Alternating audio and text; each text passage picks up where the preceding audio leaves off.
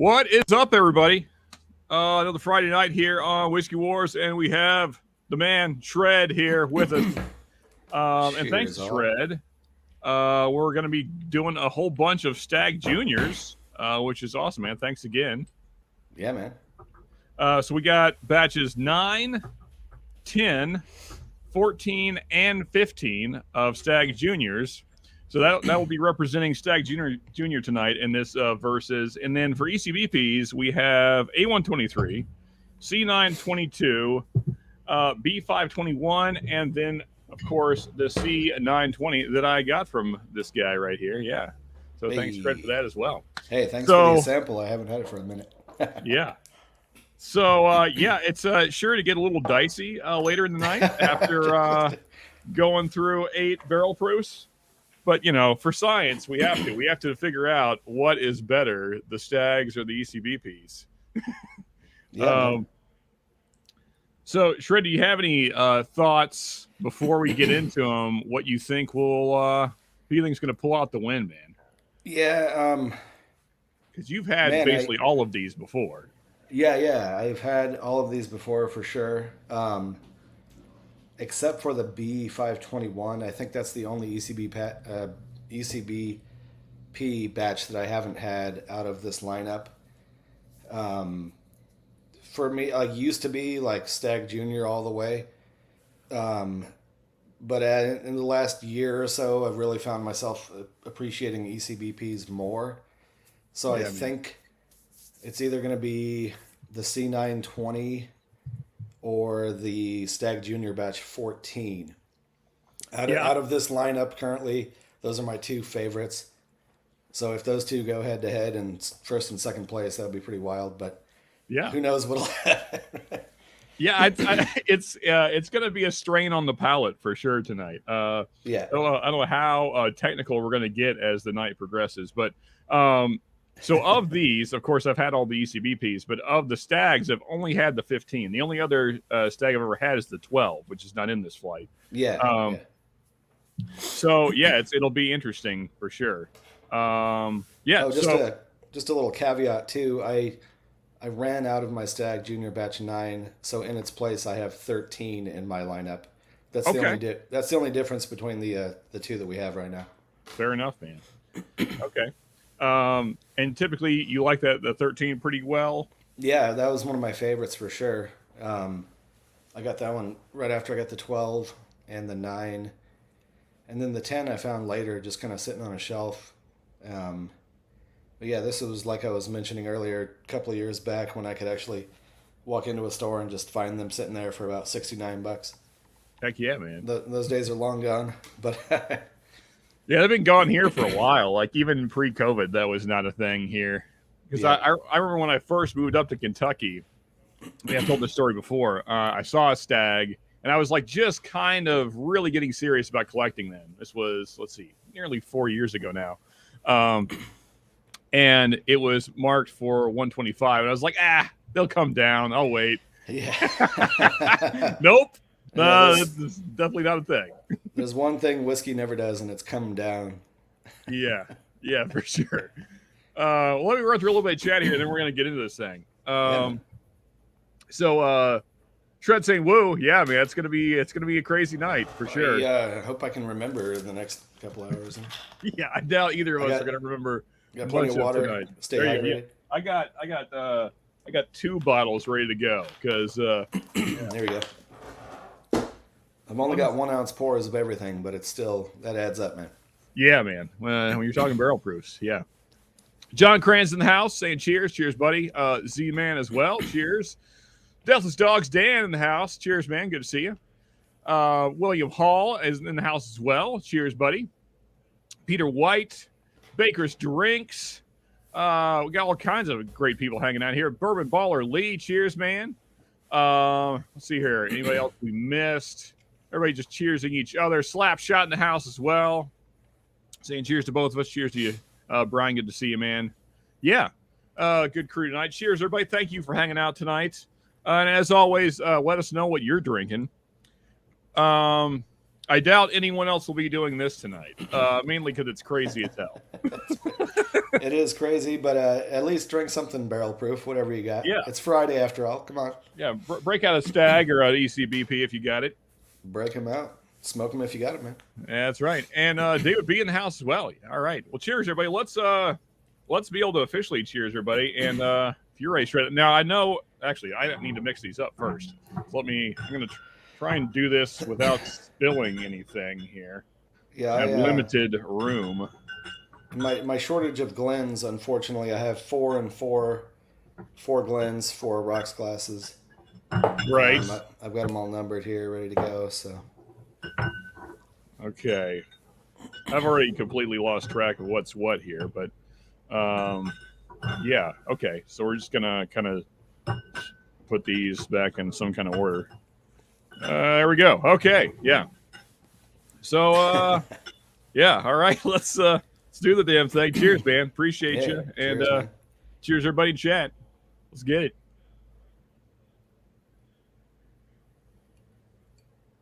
Are we just doing a guess right off the nose, or are we just going to go through and rank them all? I know one thing for sure.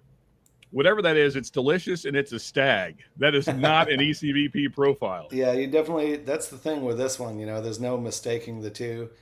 Even just looking color-wise, I can tell which ones are which. Yeah, that is just like red fruits and berries, like all day. It's so delicious, by the way. But yeah, man, that is tasty. Okay, so yeah, just mental note: 1 is good. Here, I'm gonna have to make a separate list here so I can try to write down my guesses a bit here. Yeah, I mean, there's no way I'm gonna be able to guess the Staggs, but glass 1. I'm just gonna write berries, freaking berries. And let's see, what's everybody got here? Troy from Laura's Whiskey Channel. Okay, B523 in the Glen, kicking off Friday with a banger. There you go. Yeah, man. Yeah, I like B523. Everybody was, some people are, I guess, Whiskey Tube's kind of divided on it. Because of the lack of the 12-year age statement? Yeah, I mean, it's like 6 months shy or whatever the case. I've got a ECBP store pick that's like 10 years. Pretty damn good. Yeah. Yeah, I mean, this one right here is 8. I got another. I mean, the bottle that was my whiskey of the year last year is right over there. It's an 8-year. Yeah. Heaven Hell doesn't disappoint, man. This one's got some darker color on it for sure, man. Oh, so you think your first glass was an ECBP? Is that what you're guessing? I think the first glass is definitely Stagg. Oh, okay. Couldn't tell you which one. Maybe you want to get further down the road here. The second one is definitely an ECBP. Well, here, let me get another sip of water and we'll go into glass 2. Oh, yeah. Sorry, I don't want to rush here. No reason to go fast on this one, man. Yeah, take your time. Bourbon School Brian saying cheers to both me and Shred and chat. 6 1-ounce Forest, you two will be feeling no pain. Actually, it's 8. It's actually 8, John. 8. Yeah. Yeah, it's just I kind of wish it was only 6 at this point. This is a daunting task just looking down my table here. I'm guessing the results will be not very scientific at all by the end of this, but hey, we're gonna have a blast doing it either way. So, Baller saying sent out 1 Stagg and picked up 2 today. Hey, there you go, freaking sweet, man. Here we go. Let's get into glass 2, man. Glass 2, whatever it is. Interesting.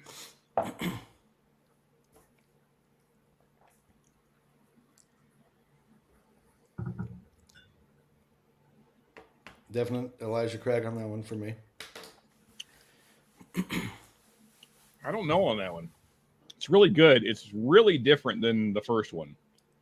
Not nearly as berry forward. That said, I don't know if that's an ECBP. It's got a lot more wood. It's very, a lot more char, a lot more barrel spice going on. Yeah. So that one's confusing. I don't think it's an ECBP, but it's more ECBP-like than most Staggs have had. This one for me is definitely ECBP, but it's kind of boring. Like it's really middle of the road ECBP. Gotcha. Okay. I'm not getting like it's not blowing my pants off quite yet.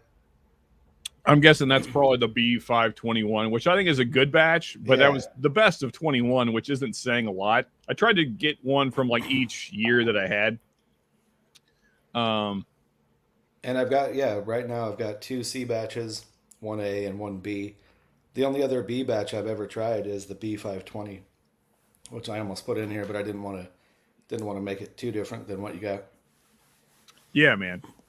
Yeah, and yeah, for sure. Woods, I haven't even thrown up a thumbnail for Marshmallow, so I'm gonna have to do that. Like, I'm probably just gonna throw up a thumbnail that I've already made after we're done here.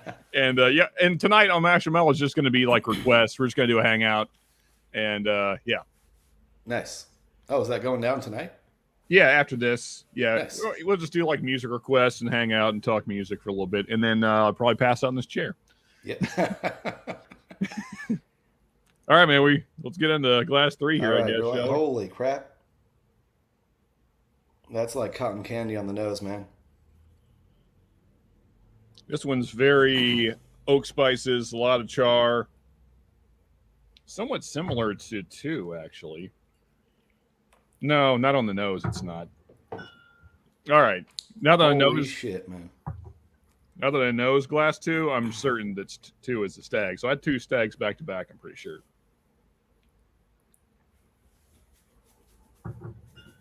That one's definitely a Stagg. I'm trying to figure out which one it is, though. It's got. I think I'm getting all the Staggs in a row. Nice, man. That said, I think so far, glass 1 is the standout. Then 2, then 3 would be second. It's my current feeling.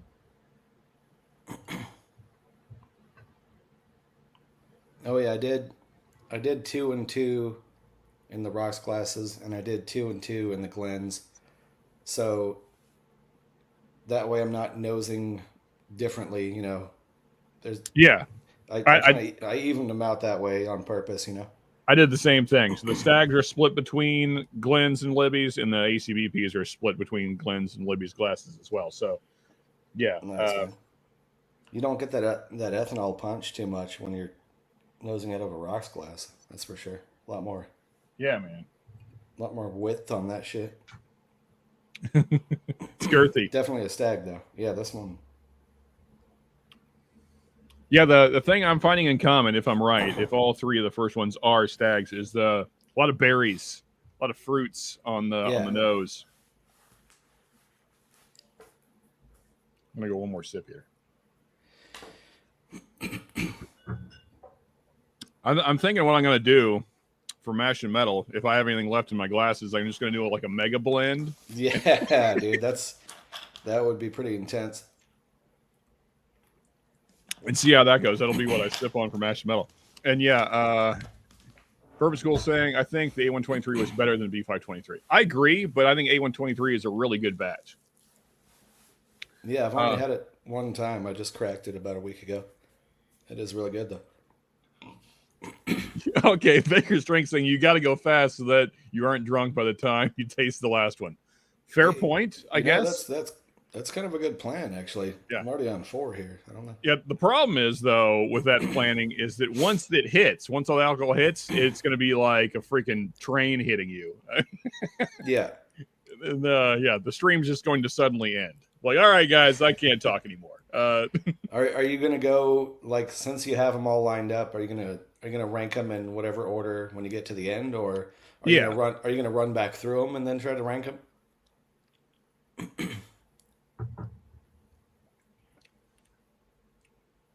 That's an ECBP. I'm probably going to go through. I'm trying to take small sips first go around.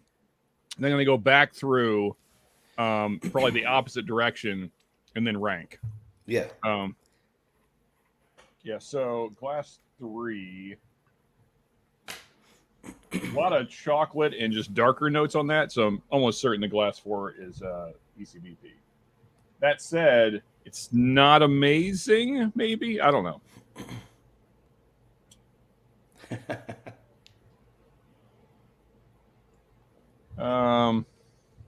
chocolate. Just trying to give me some reference points. I'm just throwing down numbers of the batches that I think it is as far as the. If I can tell it's a stag, it's a lot easier for me to differentiate between the batches. Yeah. Most of the time. The ECBPs kind of. I don't. There's not as many. I mean, there's better ones, and then there's not as good of ones. But like flavor profile wise, it's hard for me to pick out as many notes. Yeah, I would say just based on the experience I'm having right now, guessing that the first three are stags. They definitely have their own thing, but I would say that maybe they vary a little more. But then again, I might find that to be true as we get on down the line here. What was the ECBPs? Yeah, I'm on 4 so far, and I've got 3 Stag Juniors in the first 4 for sure. Yeah, I think I got the same thing going on. I think I actually just hit my first ECBP there. William Hall saying, I found my old Stagg Junior Infinity bottle. Been a few years. Okay. Nice, man. Yeah, look at the eggplants on these guys. I'm telling you, man. What's up, buddy? How you doing, Ben? Yeah, just as a reminder, a hot mess. What now? Oh, right, the Infinity bottle. Bourbon School. There you go. Yeah. Yeah, we did. I had Popeye's fried chicken, so I'm good, man. I'm good to go. Nice, man. I slammed down a couple pieces of pizza earlier, so there we go. Yeah, all right. Let's get some carbs in there to soak it up. Exactly, man. Yeah. A blackout blend, indeed, baller. That's certainly what the Mash and Metal blend will be tonight. A blackout blend. Yeah. Yeah. I made a blend of Stagg Junior batches. I put 3 or 4 together. It didn't make it any better. Like it just kind of made it not stand out as much, comparatively. Yeah. Yeah, I probably won't. I probably won't blend my 1 and 2. I'll probably put those aside and drink those separate. And then the other 6 will get blended into some crazy nonsense. Wait, we did a blind last night? Yeah, exactly. That will be tomorrow. All right, so let's see about Glass 5 here. Almost certain this is an ECBP, and by the nose, a good one. Yeah, this one. Yeah, that's got an ECBP bite to it. That is so much better than Glass 4. That's freaking good. To me, the ECBP has that bite to it but it's like the barrel spice on the back end there. Yeah, the barrel spice on the back end. Got a little bit of nuttiness on that one. Yeah. There's no nuttiness to be found in the Stags. True. Yeah, true. I'm just going to put freaking tasty as my notes. Man, that's a hot one, too. I'm going to say definitely ECBP. I think on my Glass 4 is B521, but I could be wrong. Watch it be C920, and I think it's going to be... Yeah, that's what's hard to tell is I know that my second one was ECBP, and it kind of tasted bland to me, but now this one is just too hot. It's not. There's nothing to be found in there because it's so hot, So right. I think that might be the A batch, the new one. Could very well be, yeah. Because you said you only had like a pour or two out of that, right? Yeah, I've only had 1 or 2 pours out of that bottle, yeah. And you've only had like a week or 2, right? Yeah, I got it about a week and a half ago. Yeah. Yeah, so probably still pretty hot. I find A batches are always a bit hotter comparatively anyway. Yeah, man. A120, that thing is like infamously. Yeah, I still have an A191 that's only about that much into it, just to the shoulder, man. I've had that thing for probably 3 years now. Every time I go back to it, it just hurts, man. All right, I'm on number 6 here. Yeah, me too. Well, that one's different. Definitely not an ECBP. It's almost like a licorice note on that. Yeah, that's really different. Huh. What the hell? I'm getting confused myself now, too. Yeah, the finish on this one, like it starts, I know it's a stag because it starts like berries, just like the other three that I think are stags did. But then the end is almost like a black licorice mixed with berries. I've never had that on a stag, so that is different. Yeah, this one to me is really caramel. I want to say this one is the C920.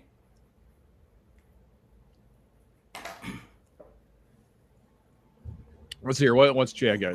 I will make a trip up there soon. Okay, not talking to me. Have a great night, y'all. Gonna go watch. Hey, there you go, Cocaine Bear on TV with the wife. I'll be back later. Sweet, man. Yeah. Let me know how that is. I've heard mixed reviews on that.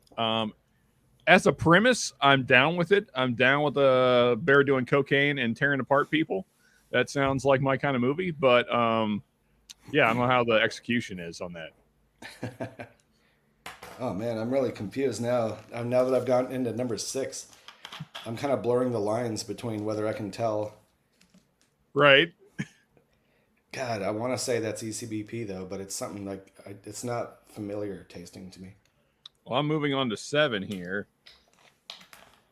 All right. And I'm going to say definitely a ECBP. Almost certain. Like it's just too much barrel spice to be stag.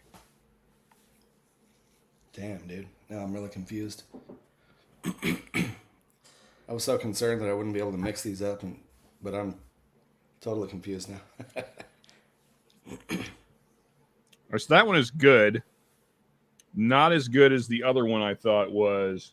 Not as good as Phi, which I'm pretty sure is ECBP. That one's good. Kind of middle of the pack of everything I've had so far. Pretty sure it is an ECBP, though. 7. ECBP question mark. Good, not amazing. Yeah, out of the 7 that I've tried, there's 2 that kind of stand out. Yeah, so far, now maybe it's just because it was the first sip, but so far, glass 1, 3, 5, and 5 are my favorites. And I'm almost sure that 2 of those are stags. But 7 was good. 7 was good. I don't know if it's as good as 1 and 3, though. All right, 7 is ECBP. I want to say that's the C922. 60 Hertz saying Stag Junior Batch 3 is the only one I've had, and it is grape for days. There you go. My Buffalo Trace cranked it up to 11. Yeah, man, they're big on the grape notes. I mean, that's kind of what I got on 6. It's like grapes and like licorice kind of thing, and then also there's some berries going on. Hey, Christina, what's up? Cheers, Christina. And your stuff will be heading to to Sierra's this week. I didn't get it packed. Wait, no, it's already on the way. What am I talking about? It might be there already because I sent it at the same time as sent Shred stuff, and he got his. So maybe she has it already. Oh, excuse me. Gordon Murphy. Cheers, man. Good to see you. Good. Yeah, that one's stag for sure. Let's see. Hey, Templar, what's up, buddy? Good to see you as well. Cheers, man. Sure Kitty in the house. Yeah, I got your message there on Patreon, Sure Kitty. Yeah, we're gonna try and stay vertical, as you said. Do our best. Holy shit. That one is that's a gold star, man. Hey, 60 Hertz has a fair question here. Is A120 hot, or has the dropping of proof over the last three years turned everyone into little bitches? It could be that as well. All right. Okay. Man, I've got bottle guesses and I've got my top 3 already. Oh, yeah? Okay. And these are all, I'm not trying to rush through this, but before my palate gets too blown out. And I don't know if it's just because it was the last one, but this one is a hitter, man. Yeah, I'm getting into my last one now as well, which I'm pretty sure is an ECBP.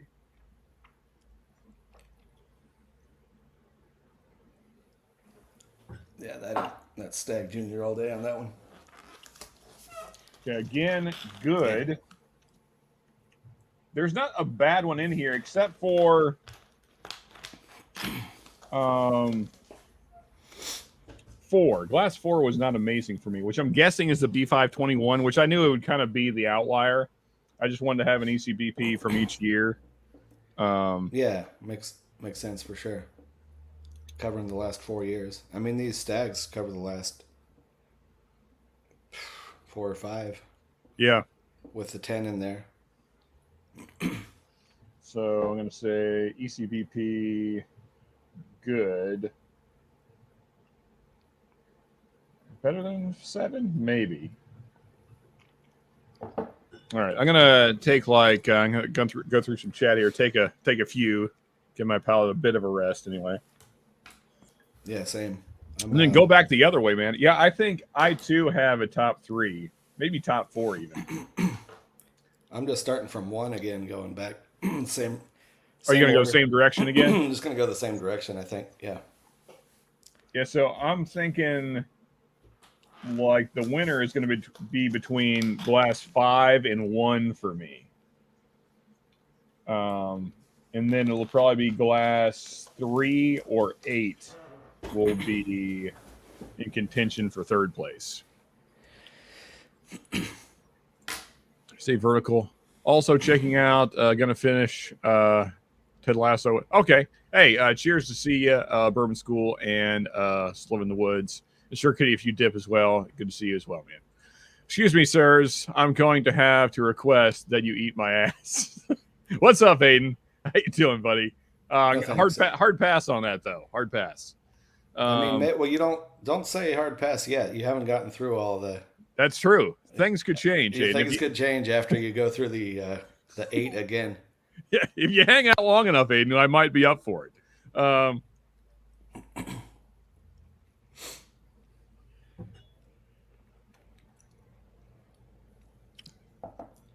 Holy crap! 8's pretty freaking good. Going back through it, man. Must be their yeast because I don't get grape on their bourbons. Oh. Yeah, the only Buffalo Trace that I get grape on is a Eagle Rare in most cases. Yeah. But like E.H. Taylor, I never get grape. Stagg, not too much grape on the Stagg. For me, I've even gotten like a coconut note on like the Stagg Junior 13. Only bourbon I've ever got a coconut thing on it. It's kind of crazy. Right. Yeah, I'd say I don't know if I've ever gotten coconut myself on anything. Man, going back through it's even harder, man. They just kind of. Yeah, the palate's starting to feel it. Yeah, the palate's. I like my entire mouth is pretty numb at this point, but right. But I think my nose has actually improved because I've had a couple in me, you know. Yeah, man, the nose on 7 is really nice. Nose on 8 is good, but not amazing.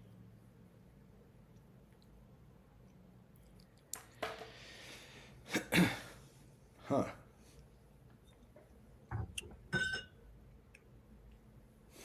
Nope, I've changed my mind. I thought that 8 was better than 7. I think it's the other way around. Actually, man, 7 is really freaking good. Now, you're able to tell like right off the bat on as far as the palate, like whether or not it's a Stagg or not? I think so. I mean, I could be totally wrong. But so for me, I'm thinking 1, 2, and 3, and then 6 are all Staggs for me. And then I'm guessing the others are ECBP. Holy crap, I might change the order of those two. I'm just writing them down so that way I can't cheat. So, yeah, for anyone that's wants to call me out on it later. So I think glass 1 is Stagg, glass 2 is Stagg, glass 3 is Stagg. Wait, I wrote ECBP in the wrong place there. Stagg. There's my order right here. I've definitely got... They're staggered a bit. Oh, so you're even calling the batches. All right. I haven't gotten that far. I'm calling the batches just to see how close I can get, if that's even just to guess. I mean, it's going to be easier for me to call the batches on the Stags, probably. Yeah. Yeah, Like so I said, glass. Go ahead, Shred. the Elijah Craig, to me, on the palate, it's hard for me to distinguish between batches as much as it is with the Stags. Yeah, man. Yeah, so 1 through 3 Stags, I'm pretty sure. Then 4 and 5, I'm pretty sure are ECBPs. And then 6, I think almost certain is a Stag. And then, because like I've never gotten a black licorice note on any ECBP ever. And then glasses 7 and 8, I'm pretty sure are ECBPs. But now we're going backwards now. Well, I am. I guess Shred's going the same order. Yeah, I'm just going back down the line. So this is the one I thought was kind of odd that had that licorice note. It's glass 6. So, yeah. Man, I kind of, now that you just said that, maybe you're just putting that in my mind, but I'm kind of getting that too, but I know this is not a Stagg Junior. It's just a little bit on the finish. Like there's this clove licorice kind of note. Just on the finish, like the really end of the finish. Like not just as you swallow, but like as it lingers for a little while, it kind of. Yeah. Nice, man. If that is a Stagg, I would probably guess that that's a 14. Okay. That one to me has kind of like the most complex finish out of all the ones I got. Yeah, see, I'm not really familiar with any of these. I mean, I had a 15, but that was years ago at a bar. So that memory's kind of gone. Yeah. I would say like the 9 probably does have a bit of grape on it, from what I recall. I don't have that batch any longer. I finished it. Yeah. But man, I don't know if I want to do this, but I poured out the last 2 ounces of my C919. Oh. So I almost threw that in there too, but yeah, there's no way I'm getting on that tonight. Yeah, I'm pretty sure that would have killed favorite, man. Yeah, that C919, I've gone through, 6 or 7 different ECBP batches probably. But yeah, the C919, man, that's a standout. Best one I've ever had, I think. Man, what is this? 8, 7, 6, 5. Whatever glass 5 is, this thing is tremendous, man. Also, Aiden saying, "Oh hell yeah!" I don't know if that was about the potential of eating ass or, but either way, would be. Yeah. Also, Aiden saying, "I get grape on benchmark foolproof." Yeah, okay, I can maybe see it. I'd say maybe even on the small batch as well. Sometimes on like the finish of that, I get a little bit of grape. I'm gonna change up my my batch guess here on this one. Also, Jerry Black, did I say cheers to you earlier? If I didn't, cheers, buddy. Good to see you, man. See here. I love you, Aiden. Betray you? Never. Okay, you guys are having your own conversation here. All right. Trying to figure out an order here. Man, I gotta say, 5 is freaking amazing. Pretty sure it's a ECBP. I'm guessing that's the C920. Okay, now on the glass 4, which I said chocolate and wood, but I also was kind of meh. Man, that. What the hell is that, man? I know that's an ECBP, but it does not taste like any of the other ones tonight. Not sure what the hell that is. It's so much brighter. Yeah. Yeah. So I'm guessing that's probably the B521. It is brighter. I really like that batch. It's but... got a burn to it, though, man, too. Yeah. Yeah. Shit, I'm going to go back then. Either there, it's the A120. You might be drinking the same one I just drank because it's pretty hot on the finish. Yeah, that is real hot on the finish, yeah. Like a ton of barrel spice going on. Yeah, that's the problem with that, man. It just blows out my palate on that. Yeah, I need some water there. Going through going through the agua quick tonight.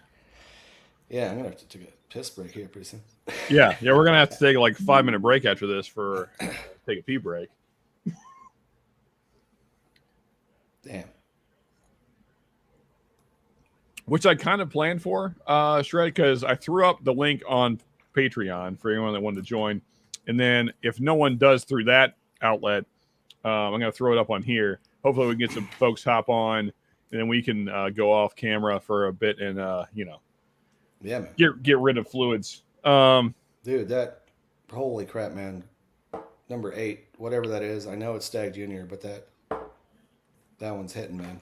I think your 8 is my 1. I mean, I don't know what you prefer, but yeah, that's got the clove. It's got that one hits, man. It's just got so much more complexity than the other. What I'm guessing are Staggs. I do get some grape on this one though. Going back. And the nose on 3 is really nice, and definitely a Stagg. Like if this is not a Stagg, I'd be amazed. Yeah, so far, man, maybe that's okay. Holy shit, man! If this is correct, then that's B521. Yeah.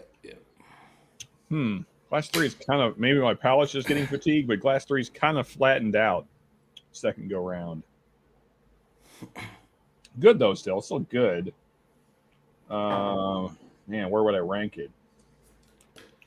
Best thing is I cannot remember any of the stickers that I put on there at this point. Yep, that's why I wrote them all down because there's no way. I mean, I got the key for sure. Yeah.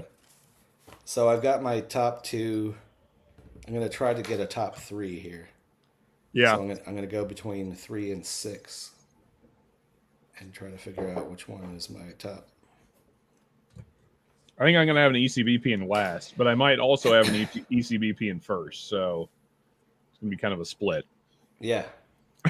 I know. For me, I'm pretty positive that I have a Stagg in first place. But if my second place is C920, that's pretty wild too. There you go. I wouldn't be surprised, man. Woof. Stagg Junior Batch 11 is a rough first pour of the night. Yeah, I'd say. Howdy, everyone. Hey, Paul. Cheers, buddy. Good to see you, man.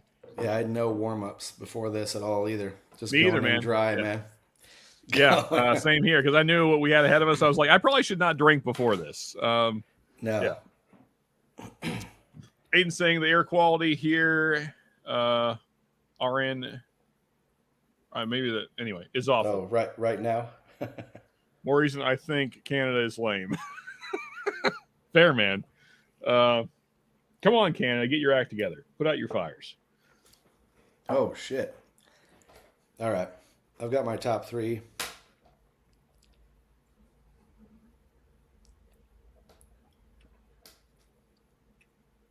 Okay. Wild, Glass man. 2. Glass 2 has dropped off even more than Glass 3. I think that's kind of the meh one of the Staggs. Yeah. Well, I don't know. I would have to guess, for me, like batch 10 didn't really blow my pants off. Okay. 9 and 14, I would say, those are the hitters in the Stagg batches that you have currently. The 10, it was kind of, it's not amazing. Gotcha. The 9 though that one was the one that everyone talked about before the 12 came along. The one that kind of turned everything around for Stagg. Yeah.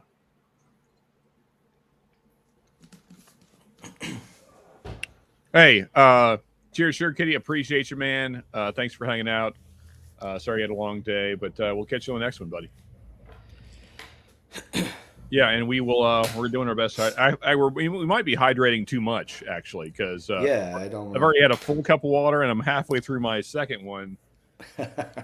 And we're drinking whiskey as well. You got the peas are coming on strong here. So there's no way I can do a top 5, but I do have my top 4. There you go, man. I've made some modifications here, but glass number 8, whatever that is, the last one down there, I'm gonna guess that that's Stagg Junior batch 14. Okay. So that And then second place, I think, is C920. So my top Stagg, well, the top glass I'm guessing is Stagg is still one. That's still my favorite of the Staggs. What else did I think was the Stagg? I'm going to try and do it this way. I'm going to try and sort out what I think are Staggs. They may not be. For sure. So 1, 2, 3, and then what was the other one I thought? Glass 6, this one. All right, so I think these are ECBPs. I think this is Stagg. Let me go back and forth between these two. These are my two favorite of what I think are Staggs.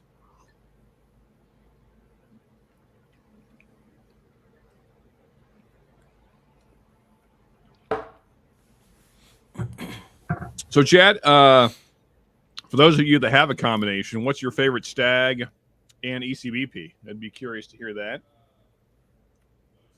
Yeah, that's really good. I don't know if it's as good as what I just had, though, which was the one.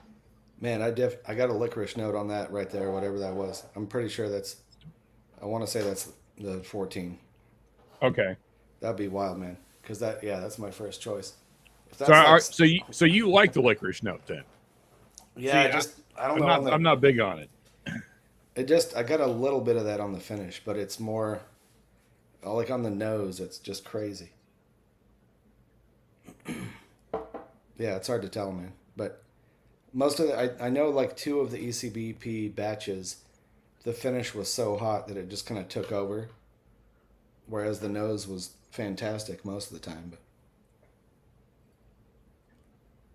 there you go. John throwing out his favorites. So favorite Stagg 15, favorite ECBP C919. C919, man. It's a slacker. Okay, so I'm sticking with what I said. So my order will be, well, actually, let me do these real quick side by side. Probably shouldn't be continuing to go back and forth this much, but whatever. All good. I'm going to go to my second place and see if I can nail down what ECBP that is. Wait.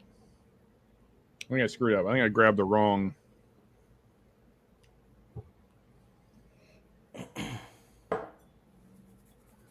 What did I do here? Bourbon Baller Lee. Excellent choices, sir. There you go. Yeah. And C919, man. That's one I've never had. But I hear good things. I mean, if I had more by the time. No, don't shred. That's no, but I would have absolutely sent you that batch though, because it goes head to head with C920. C920 was my favorite after C919 for sure. Thing is, I move things around now. I think I grabbed an ECBP when I thought I was grabbing a Stagg. I think I miscounted. I'm pretty sure this is an ECBP, and it's kind of meh. What did I do here? Of course, until I look at the bottom, I can't tell what I did. So,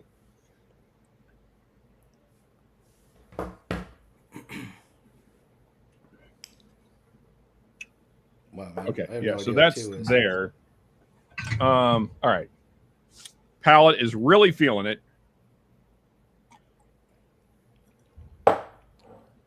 Also, did I say cheers, James Morgan? That's kind of where we're at in the night. I'm forgetting if I cheers people, so it's already to that point.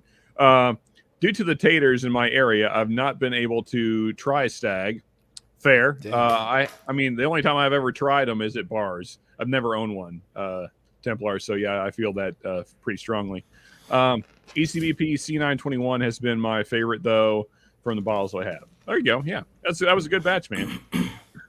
Yeah, for me, it was between the B and C that year. I like the B a little better, but they're both good batches. That's 5, man. James Morgan saying, you're always a fun guy at Aiden. Yeah, for sure, man. Oh, and that counts. Don't forget the... What is that? Jogging? What are we talking about? You must be talking to somebody else. Anyway, yeah, cheers, James. Do you currently have a last place? Like one that stands out as just... not up to snuff. So whatever this was, I thought it was a Stagg, but then when I tried it, I don't think it is a Stagg. I think I grabbed an ECBP when I meant to grab a Stagg, and now I don't know where that Stagg is that I meant to grab. But I definitely, for me, glass 5, whatever this is I want to say it's going to be the B521, which I I never don't have had. I don't love whatever this is though. Whatever that is, I'm not a huge fan. I mean, like in the context, it'd be fine on its own, I'm sure, but Yeah, like yeah. in this blind of elite bourbons, it's not amazing. Hey, before we reveal our top 1, 2, or 3, you want to just reveal what the last place for both of us is? Like, Sure, man. Since you got yours, Yeah. if you got yours done, yeah, go for it, man. Go ahead and. All right, let's see what this crapper is, man. I've got that is number 4, which is shit, ECBP A123. Okay. Maybe just the fact that it's not. Is that the one that opened up? Is that the one that you said has a ton of spice on the back end? No, that one. Man, that was. Man, I think that was 2 for me, which I liked, and I think that was the C920. But I don't remember the C920 having like this crazy finish like that, you know. Yeah. I just remember the ECBP 9 or the C920. I thought was a little easier drinking. Like it did not drink its proof to me, from what I recall. Gotcha. So these two I'm not loving. That said, my palate's really getting getting run down here. I feel like I'm at the dentist, man. My whole mouth. Yeah, I'm telling you. Like I got that Novocaine thing.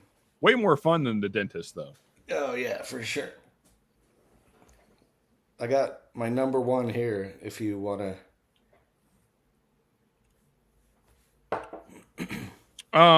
We'll wait on that. Why don't you give me? Why don't you give me your be 7th place?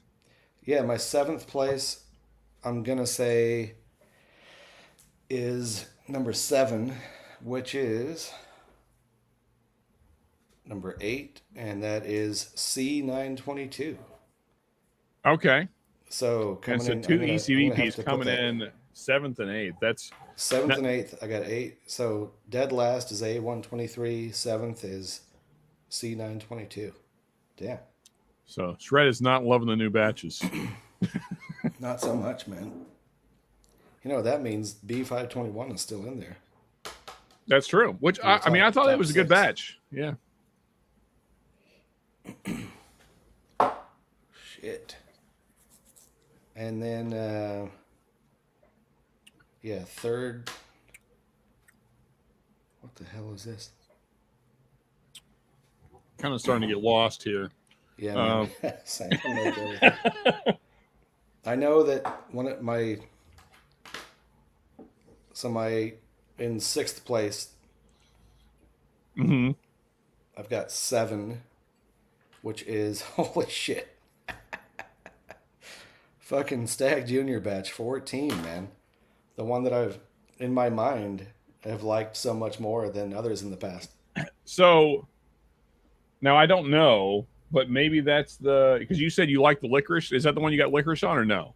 No, okay. that one would be the I think it was the Glass 8, which I think is my number 1. Wait a minute. Let me go back to this.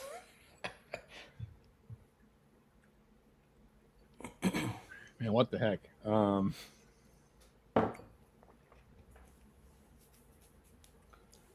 Wow. Yeah, it does kind of have a licorice thing. Like contemplating life here. I'm wondering if that's the same thing for you, though, man. That's crazy. Everything's kind of starting to taste the same. Yeah, you might want to start revealing the. I mean, unless you're still going back through it again. Well, I mean, because the thing is, I got like 5 here, and like all of them are just kind of like that tastes like whiskey. Which, and the thing is, earlier I knew that there was one of them I really liked, and now I can't find that one. I don't even remember. Shit. Yeah. It was Glass 8. Is that Glass 8? Damn it. Okay, let me just kind of meh.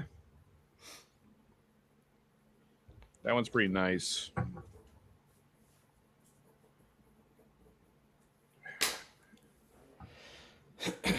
Damn it. I should have paid attention more where I move stuff.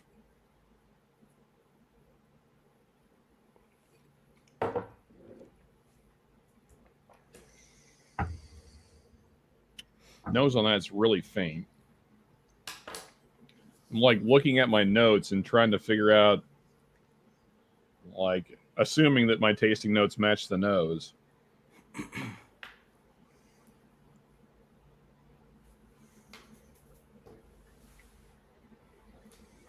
Damn it, man. Okay. Maybe this was a bad idea, folks. All right, I've got. Okay. All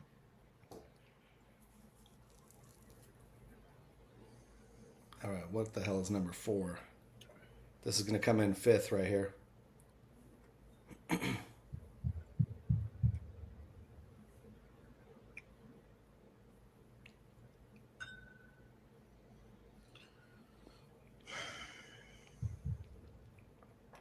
Okay. I think those two are in the last positions.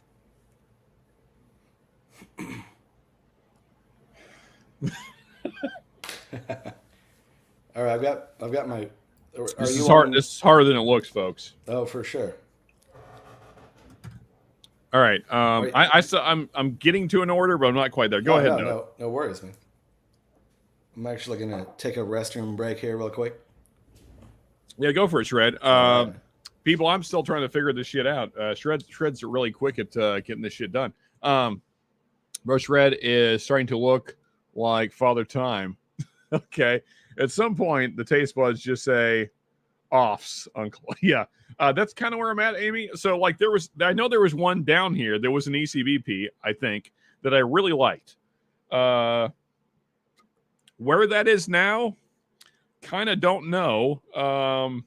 It was really good 2 times of the 3 times I tasted it.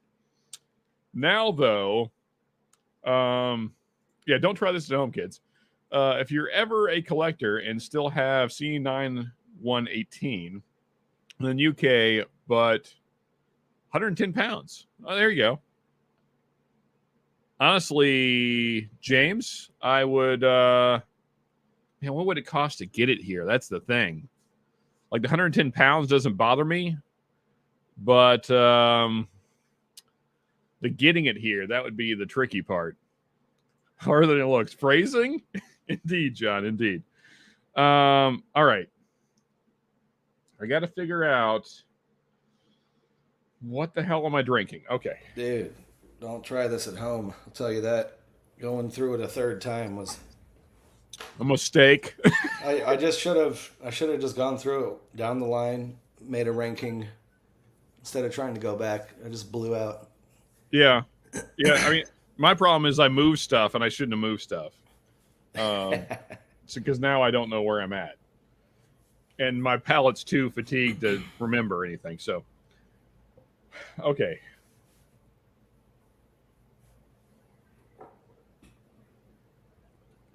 Okay, yeah, that's I don't like that a whole lot.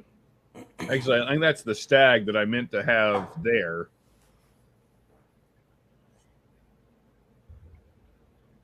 That's the one I got the licorice thing going on. Okay. All right. Down to these 2 here, and then we'll have an order. I think right now I'm deciding my favorite ECBP, and then then I'll have to do that anyway. We're gonna get to it here shortly, folks. Yeah.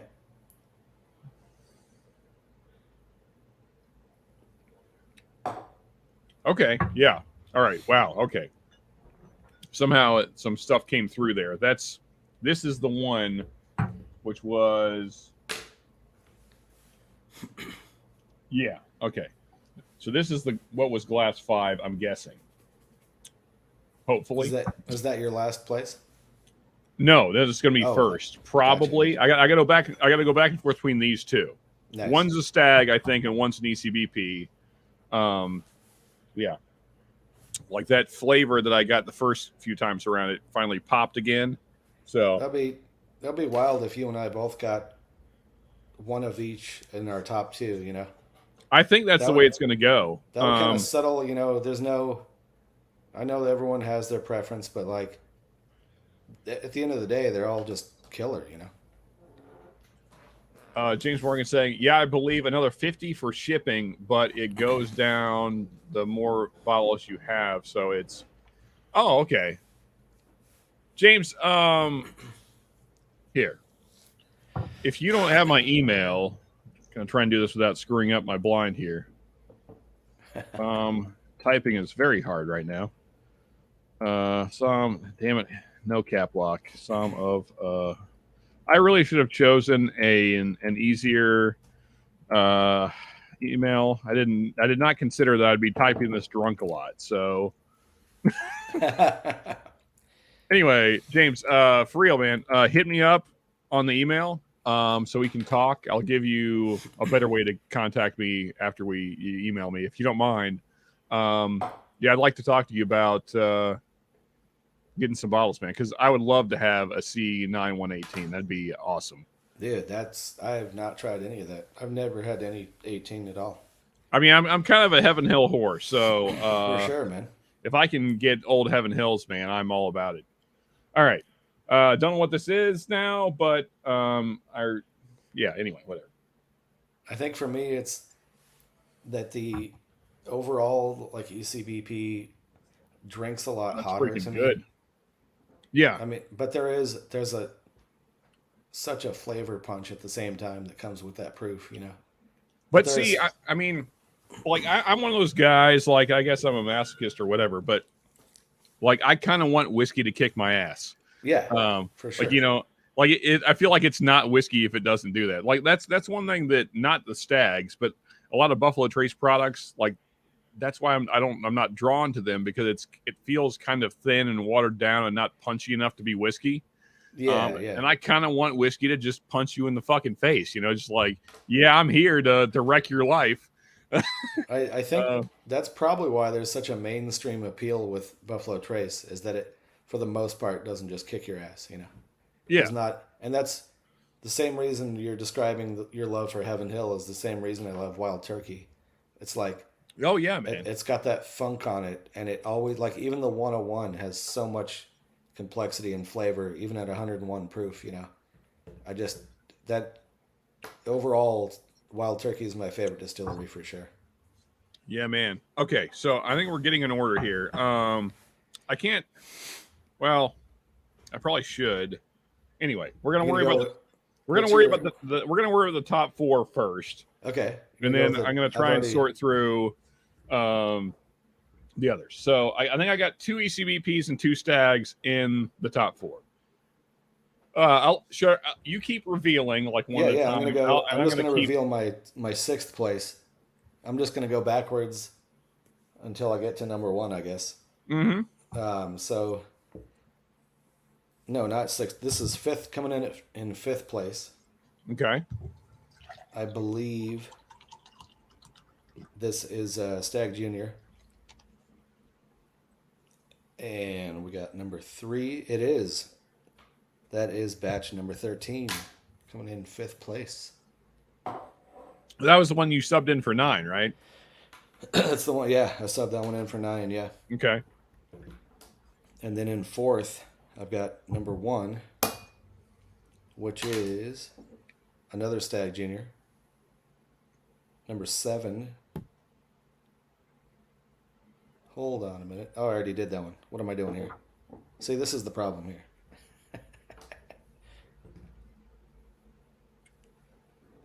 I guess that's going to be number 6. And that is number 5, which is B521. Okay. That's coming in 4th place for me. Surprised that one made it in there, man.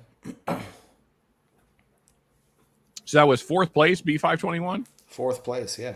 Hey, look at that. Yeah. I'm telling you, that B batch of 21, man, that's a good batch. So that was like my 2nd or 3rd place whiskey of the year that year. Yeah, it's a good one, man. All right, I got my top 4. Do you want to go through your top 4 in reverse order? Give me just a second here. I'm trying to. I think I almost have a top 4, and then I'm just gonna very quickly do a bottom 4. But I'm pretty sure I have an order here. I'm just double checking. Okay. Hey, there's only one ECBP in my top 4 so far, and that's C920. Tell you that right now. Oh, I thought B521 was in your 4th place. Oh, it is. So I'm in my top 3. Sorry.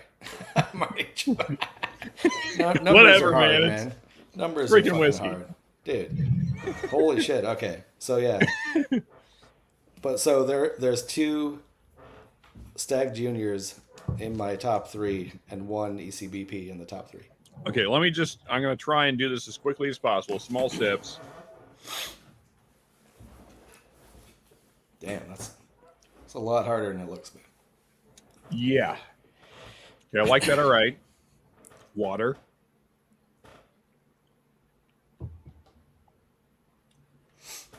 You know, one thing about barrel proofs that makes it very hard is that they're so viscous and sticky. It's hard to get it off your tongue. So there's some mix on the next one. So you kind of have to like suck the juices off your tongue, You know what's crazy though is I got that licorice note more than once. It wasn't just on a specific batch.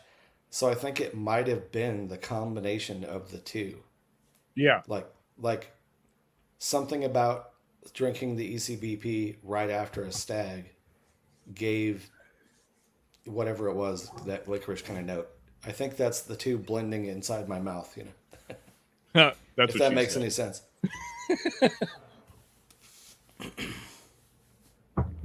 So Jerry Black saying C920 was s'mores in a glass. Yeah, man.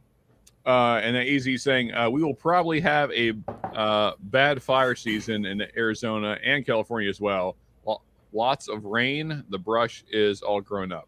Oh, okay. I didn't know that seems like the opposite of what would lead to a bad fire season. But I guess once it dries out, that's a lot of stuff, like a lot of tinder to burn.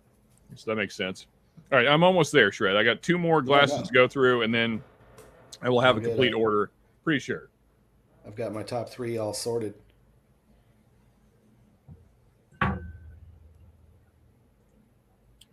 Good health and quit smoking. TD? Who's TD? Oh, Top Dog.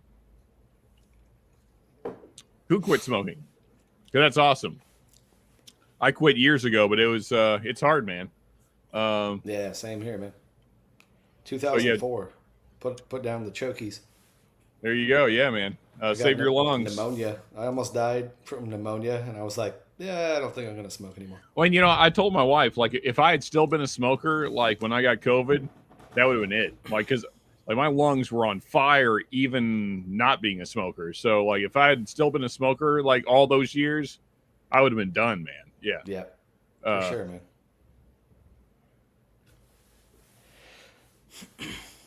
Tinder can cause burning. What are you doing on Tinder, John? I wish Ben was here for his butt sex button. He's got the soundboard for sure. He's trying to rival David for sure.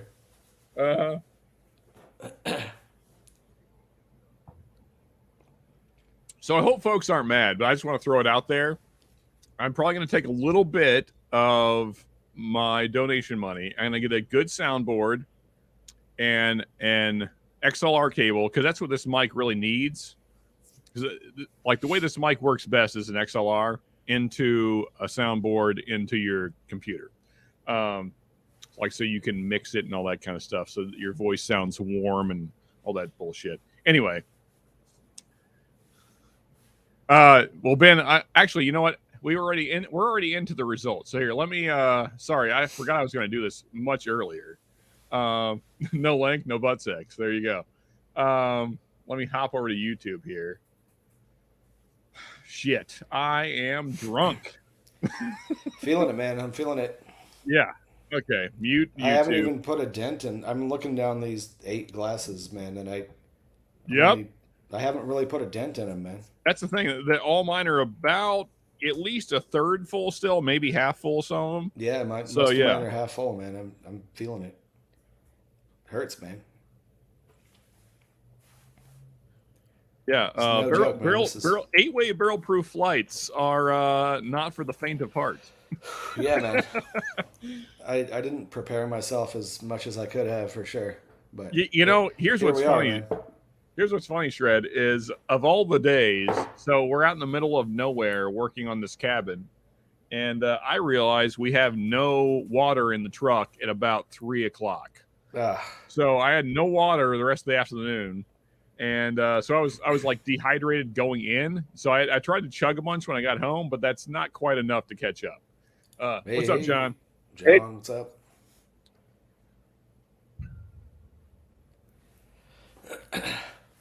Yeah, exactly, man. We should do another blind. Let's do another Why the blind. fuck not? All right. I forgot what I was doing. Oh yeah, have you revealed your last place yet? Oh yeah, no, you're still got. I swallowed that wrong. Oh shit! I was trying to talk and whatever the fuck. Anyway, all right. Okay. Oh yeah. No. Yep. I know that, dude. I knew that was the C920, man. I knew it was.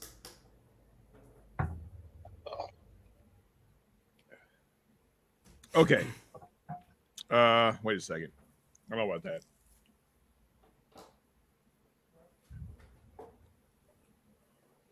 Okay.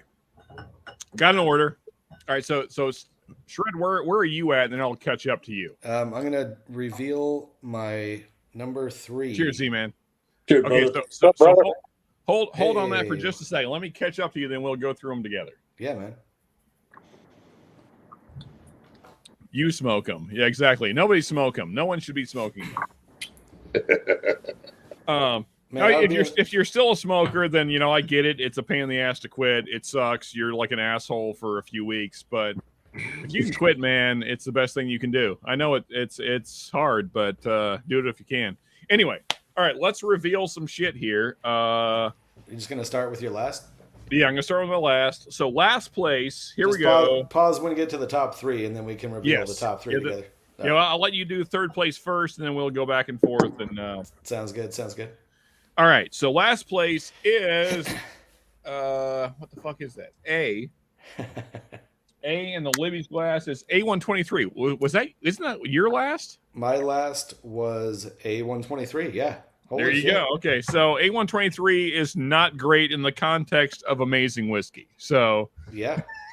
And your bottle, I'm sure your bottle's a little further down the shoulder than mine. Where the hell is it? It's it's. I mean, there. I've got a. I thought maybe that was it, but the A123 just not doing it tonight, man.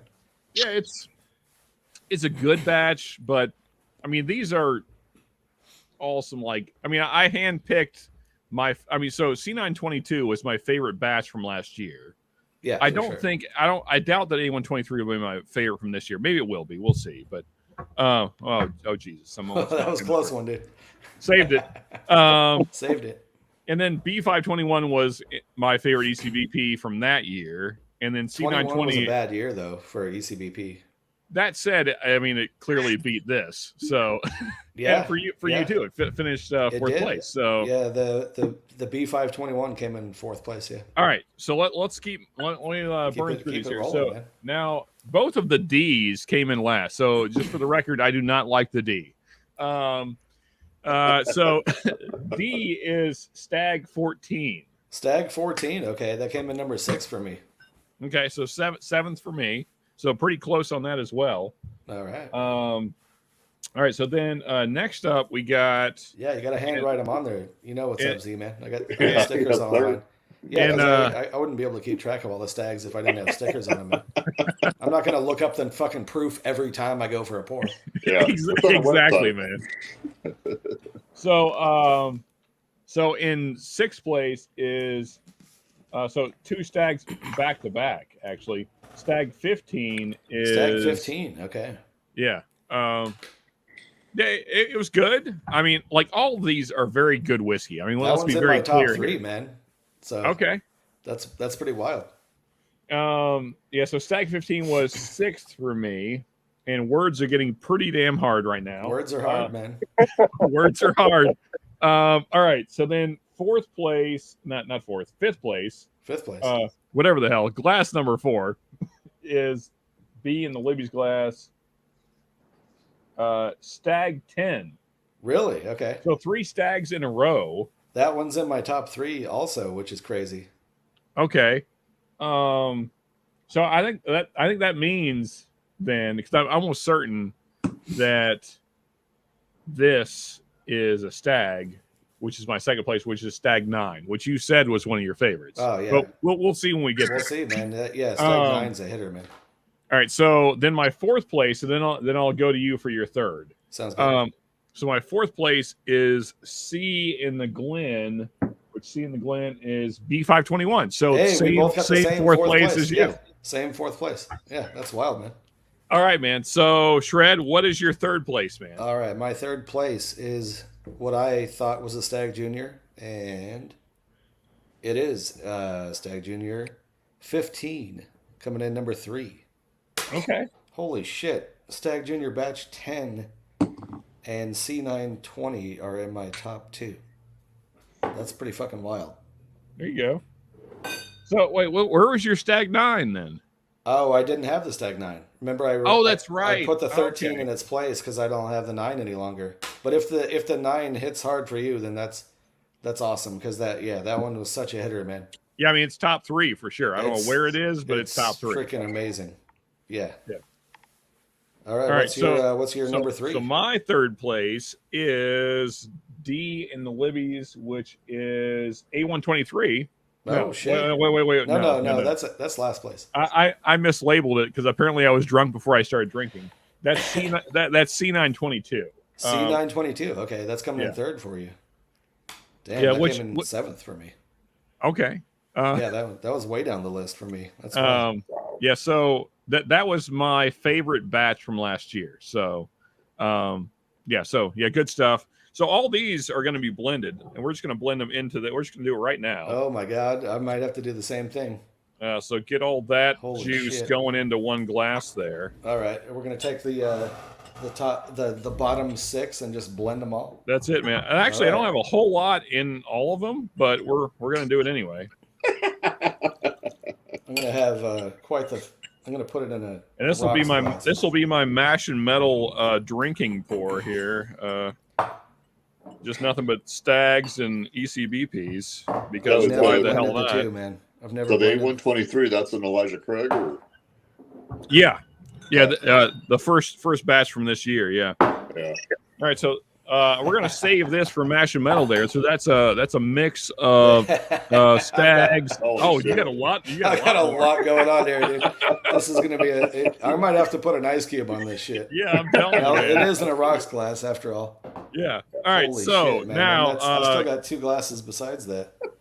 Go ahead, Shred, and reveal your second place. Second place, which I can only assume is the C920, and that is correct, sir. C920 coming in number 2.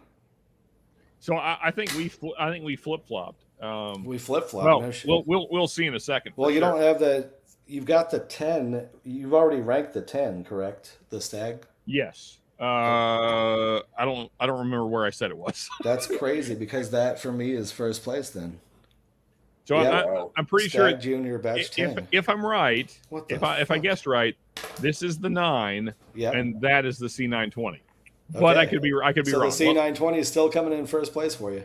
I think so. We're going to find out in a second here. So drum roll. Right, so number 2 coming in second place. Second place is an A. And A in a Glen is Stagg 9. Yeah. Shit, there you go, man. There you go. Which, I mean, I gotta say, is a hell of a bottle. Like, that's a hell of a bottle. My God. Man. Yeah. Like these two were really close. I mean, the split between them is like, you're talking. Dude, that's crazy. You're not gonna be sad either way. After blowing out our pallets, we can still. And I just can't believe that. I can't believe 10 placed higher than 13, 14, or 15. Because in the past, I remember not liking 10 as much. But yeah, man. I mean, even still, like the nose on C920, I think that's what carries it. Like, because so much of what you taste is the nose. and a Glen especially, like that gets just pushed up into your nose. I think that's probably what put this one over the edge compared to the other ECB patches that I have. Yeah, man, and that C920, man, that I is. get a patch for that. I don't. Yeah, ECB patch. It's like a Boy Scout. We should get a patch for doing this shit. Yeah, how do you like the Nicorette patch? You just like kind of leech ECBP into your system. Yeah, exactly. So someone out there is, hey, Big Pharma, do something right in your life, and let's get an alcoholics patch and just leech ECBP into my bloodstream. Yeah, dude, C920, man. So technically C920 kind of won, but yeah. Yeah, I'm really surprised that Stagg Junior Batch 10 plays so high. So for me, so it was second for you, first for me. Either way, I think what's certain is that C920 is a hitter of a batch. I think there's overall. I'm gonna have to, even though I hate to admit this, I'm not like a Buffalo Trace fanboy by any means, but I think there's way more hitter batches of Elijah Craig than there are Stagg Junior overall. There's So I'm trying to. Yeah. For me, it was. I mean, my bottom one wasn't an Elijah Craig, but then it was 3 Staggs in a row, and then it was ECBP, Stagg, or what? I don't know what the fuck happened. So you guys know the sober people. Tell me what happened. But out of your top 3, 2 of them were Elijah Craig, and out of my top 3, 2 of them were Stagg Juniors. Basically a split. Yeah, kind of a split. My store has the 920 and it appears on the shelf today. So they got shit sitting in the back room, and when it appears, I grab it. And I've gone through 2 or 3 bottles of that shit, and it is delish. Oh man, yeah, that is a damn good one, dude.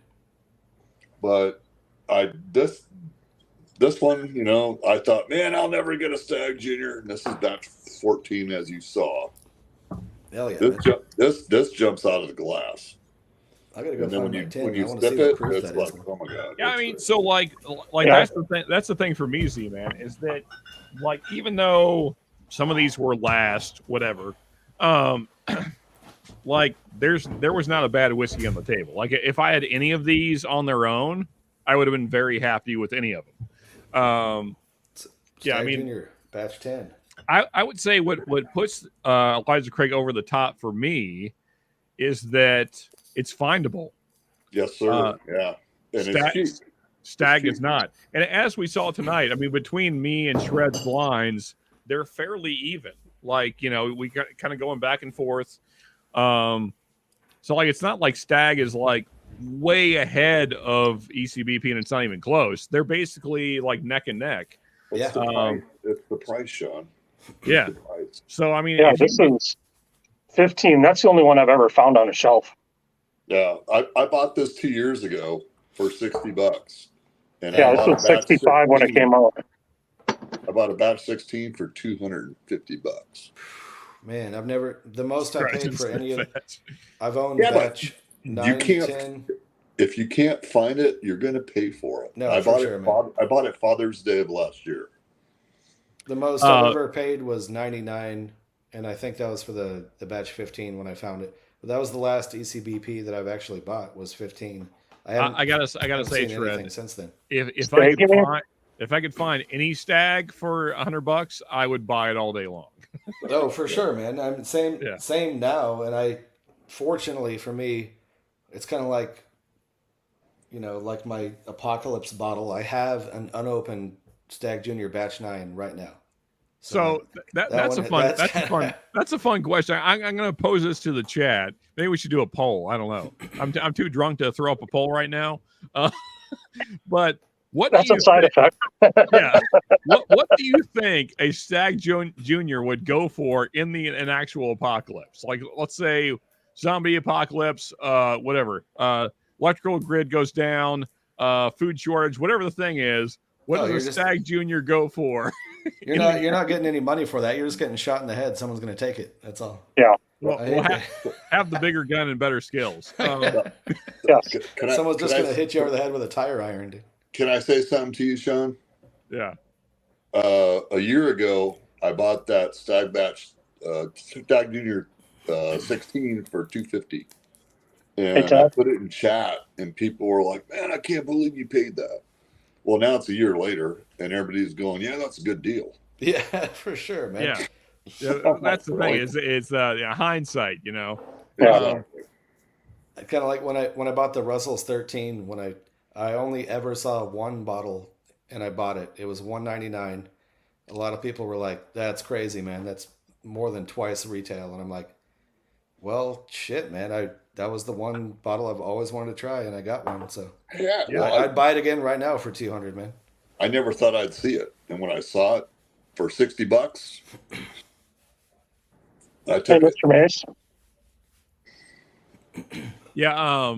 So literally, so my story earlier, where I passed on a Stagg Junior for 125. So literally, the last bottle I saw for sale, which I rarely even see them, but if you do see them, it was $259.99. So over twice the price of what I passed on 4 years ago. Yeah. So it's not getting better. If you can find a deal on a Stagg, you should buy it. Yeah. Because it's we not found out going to go tonight down.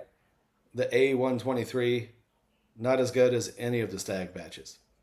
Yeah, I'd be curious to see how this year pans out. That's just a fact, though. We've scientifically proven that tonight. Yeah, The I mean, it was A123 last for both of us. Yeah, doesn't So my liquor store had the A123, and I'm looking at the shelves, and I didn't see shit that was in there, and they had it in a box on the floor. I'm like, yeah, cool. It's the new batch. And then when I brought it home, it was just hot.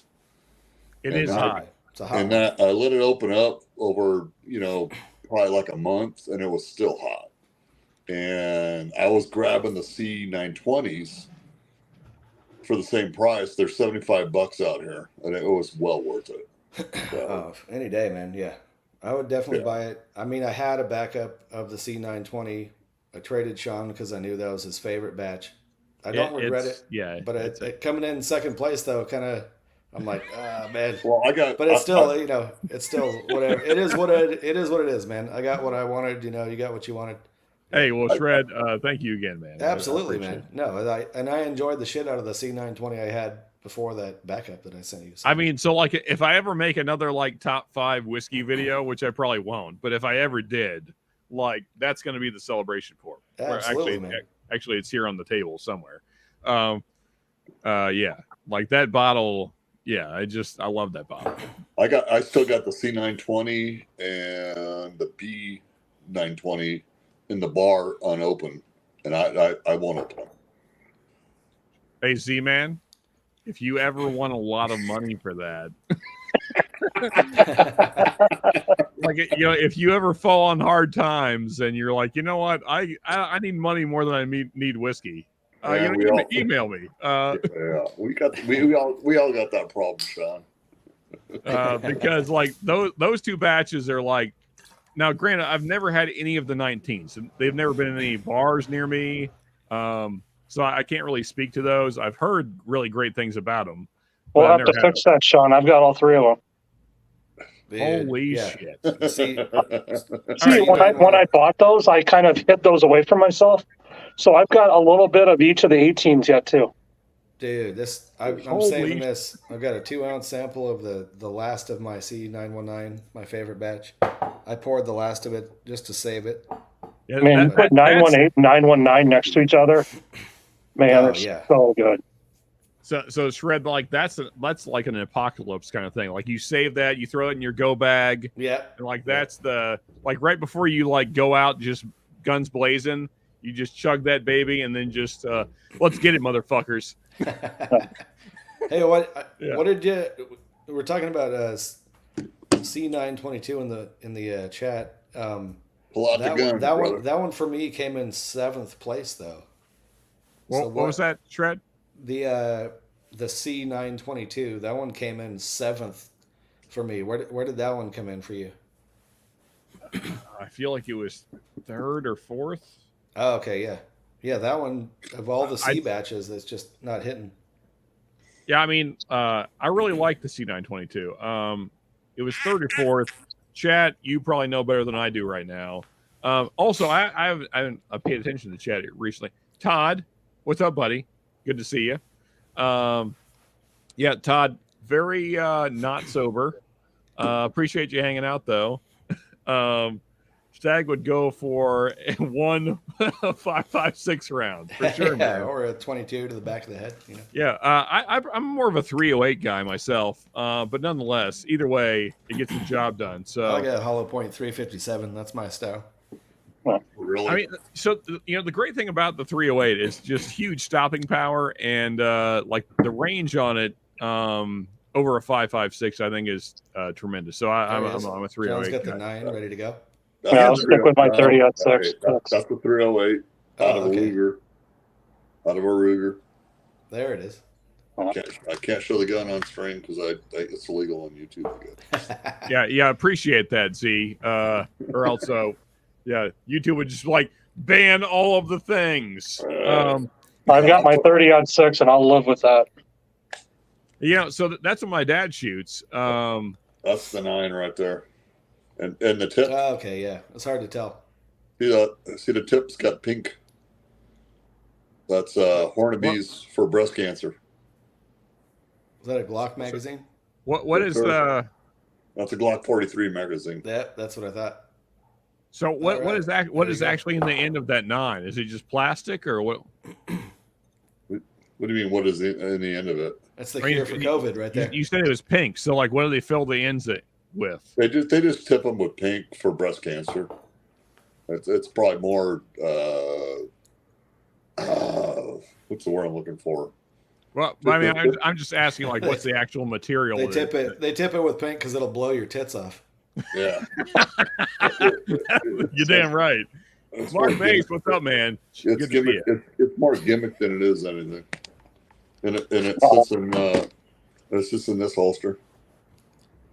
Well, that's right. You know what? Speaking of spin it well, I have to get together a freaking wheel tonight. I just remembered.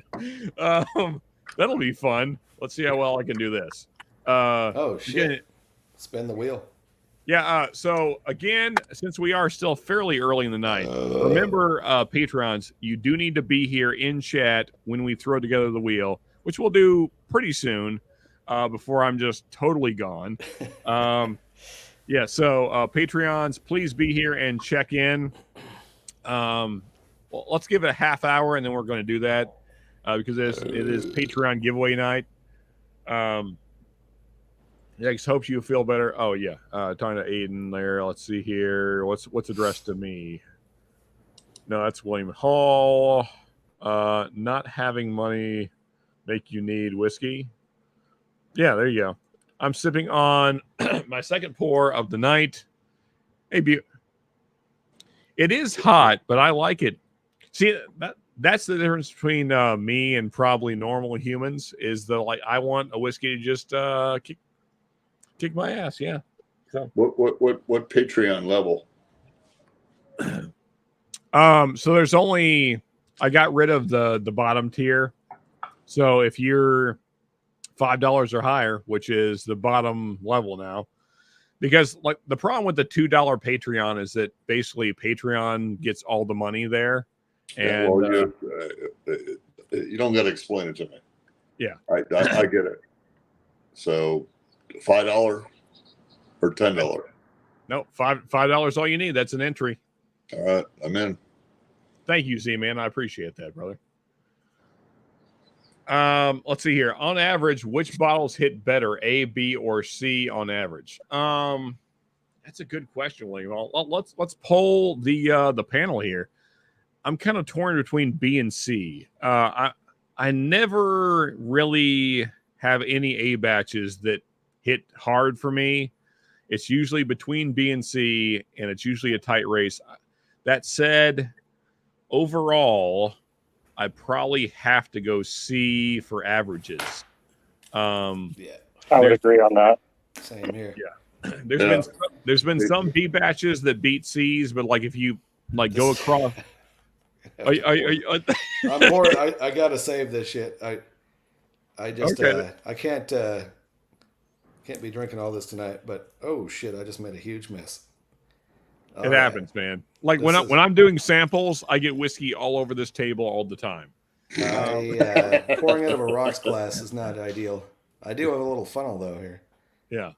Holy shit! You got to get the big funnel, man. Here, I'll show you my funnel I use for samples, and I still fuck it. I got a pretty big one, but I filled this up with a handle, 2 bottles of it. You got to go girthy. See this guy here? holy shit! The big black girthy guy. That's There what it you is. want right there. I made such a fucking mess just now. I need something to clean this up. Jesus There we go. Christ. Mark Mason in the house. What's up, brother? Hey guys. What's up, Hey, Mark. man? Hey man, how you doing? Don't ask me what's going on, Mark, because I have no fucking idea. Oh, I've been following you guys for about an hour. I know I can't keep up, but I joined anyway just to follow along. Can't keep up though. Y'all too smart for me. I don't know about that right now, but I'm not Good feeling to much. see y'all, and I'm happy to be breathing for a change. Yeah, how you doing, man? I know you weren't doing well. Yeah, man, I had a medication change, and I locked up my breathing. I got some COPD, had it for 10 years. Haven't had my medication changed for 10 years. It took them a little while to dial me in. But as soon as I was able to breathe, I went right to the fucking bourbon, baby. There you go. Yeah. Nice, man. Yeah, baby. So, yeah, I'm doing much better this week, guys. Thanks. Hey, I appreciate all the thoughts, prayers, and comments people made while I was struggling, but I appreciate it. Thank you very much. Hey, Mark, it's good to see you again, man. Yeah, man, it's good to be here, breathing well. So COPD, and you smoke cigars? Yeah, but I don't inhale cigars. Yeah. Well, my wife, I had a quadruple bypass heart surgery, so they cracked open my chest and, put me into a self-induced coma for 3 freaking days. Oh, man, that sucks. And, the wife. Oh, man, that sucks. And the wife's going, "Hey, you need to watch what you drink." Okay, I do watch what I drink. So, Yeah. Well, you know what? Me and I got look a at it. doctor. I smell it. I break down my tasting notes, and then I look at it again, and I smell it one more time, and I'm like, yeah, that's a damn good bourbon. It just so happens that my doctor and I have been friends for 25 years. So after we were doing this, I had 3 trials. I had 3 adjustments, but 2, and 3 didn't work out. 4th finally did. I feel much better. 3 days in, I'm great. He said, "Hey, Mark, you're kind of fortunate." Now, he and I have been smoking cigars and been friends for 25 years. He says, "Mark, you know something? You're kind of fortunate." I said, "Well, how's that, Robert?" He said, "Well, not all. Most of us go all our lives don't know what's going to kill us. Emphysema is going to get your ass, brother, and there's no 2 ways around it." Well, it's a funny thing to know how you're going to die.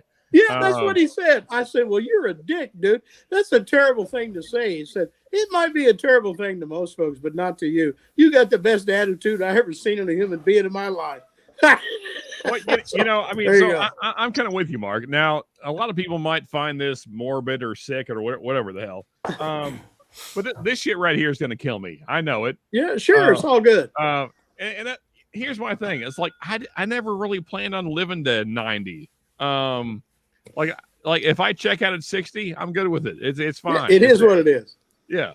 I told the doc, I said, something that's funny about this life that I've learned in 65 years. We are all free right up to the point of choice. But once we make that choice, we're consequential to that. No matter who helped us, no matter who guided us, we're consequential as an individual. So I make the choice, drink bourbon, smoke cigars, and I love it. I'm going to continue to do it. And I appreciate you guys' thoughts and prayers, especially you, Sean. You knew I was not feeling well. I haven't been on for a couple of weeks, just didn't feel well. Thanks for all your thoughts and prayers, brother. Hey, man. Mark, I always appreciate you, man. I know I can't communicate it real well right now. Nor can I. I'm trying, though. I'm trying. So let's move on to this great ECPB you guys are doing tonight. Oh, we already been there, done that, man. Yeah. So, folks, I mean, I imagine it'd be hard to get your hands on a C920 these days, but here it is, man. This is everything. C920. That was a good one. EC Stagg Junior Craig. That was a good one. I love it. No, I mean, I don't even know what's in here, man. Let me run through a little bit of chat here, and then we'll get right back to what we're talking about. So Ben saying 308, reach out and touch someone. Exactly. In the warmest of ways. You're gonna feel real fucking warm after that shit. Oh, Ben, I love Ben. Hey, we And settled Mark, the debate. did you though, say man. ECPB? Hey, whatever. It's all whiskey, man. EC Stagg Junior P Craig. God, I wish Elijah Craig made a peanut butter. That'd be awesome. Dude, I'm down for we it. settled the debate though, man. They kind of evened out between Sean and I after doing an 8-way blind of like the best hitter barrel proof shit you can get. Well, most of us can't get it, but I would say here's what gives ECBP the edge, and that is you can actually find it. you can. I can walk into a store and buy I can buy all the A121 I want right now to my heart's content, but I'm not doing it because it's just sitting on the shelf. They got about 10 bottles. No one's buying that A121 shit. is rough.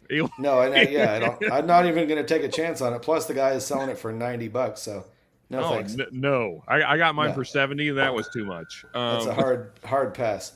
Yeah, A121 was not a great batch. I did not love that. We found out, man. We found out the C920. That's your holy grail of barrel proofs, man. Yeah, man. I traded shred some shit for it, and it held up. I'm happy it did. Held up, man. Yeah. That bottle just kills. I mean, so here's how I found out, just real quick, for substance. Charles, Fun with Whiskey, who I know hasn't been on in a while, but a lot of you folks that have been here since like the very first live, you know who Charles is. Yep. He sent me a C920 2-ounce sample way back in the day, and I was like, holy shit, man, like this stuff is fucking nuts. And like it had been a while since I had tried it since then, and like when I had tried it, like I got it back in like when it came out, and if we're being honest, I was just kind of an alcoholic back then. I mean, I still kind of am, but yeah, me too. So that's okay. Just say it out loud. It's real easy. Say it out loud. It's real easy. Exactly. I mean, fuck it, whatever. But I mean, I wasn't like really trying to break down and pull apart and like really like study whiskey at that point. I was drinking a lot of whiskey and I was kind of collecting it, but I wasn't really like appreciating the nuances, I guess. And then so Charles sent me that, and I'd already killed my C920, and like I remember like enjoying it, but like in like this new context, nearly 2 years later, I was like, man, this is amazing. Like I can like just compared to everything else I'd had at that point, and I at that point I had this is like a year-ish, year and a half after like I'd killed my C920 bottle. Goes in tight. Yeah, and plus, like I had like a whole bunch of Russells by then, like a whole bunch of other stuff. That's good, Tredward. Tredward, that was good, dude. I'm trying to continue my story, but I'm sorry, man. Sorry, Sean. That was just too good Mark's to pass up. Now he's got me thinking about it in another direction of a thing I love. But anyway. That was fucking good, dude. This was good. I'm just sidetracking. The brain is like pussy now. It's all okay, man. Catch up. I didn't fuck it up. Go on now. Catch up. There you go, Sean. All right, all you, Sean. Hey, dude, there we go. Shit. Yeah, good man. Shit, John. Hey, John. Oh, yeah. I'm gonna have to send you some epic shit in return for that. Yes, dude. Yeah, you gotta send Sean a sample of that shit, man, because he needs to know about the C919, dude. Yeah, I've never had it. Dude, it's a game changer, man. And if you do a blind between the C919 and the C20, I'm gonna say that 919 comes out on top for you, man. I still have it's another level of complexity, man. I still have my A118 yet, which was the first ECBP I got, and it was an ass kicker. Yeah, man. Yeah, So that's the first time I got something like 130 proof.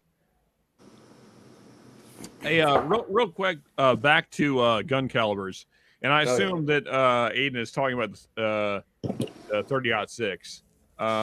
Yeah, man, it's a killer round. I've been. If you want to kill anything on North America, that's the round to go with. The 30-aught, man. It worked for JFK. It could work for you too.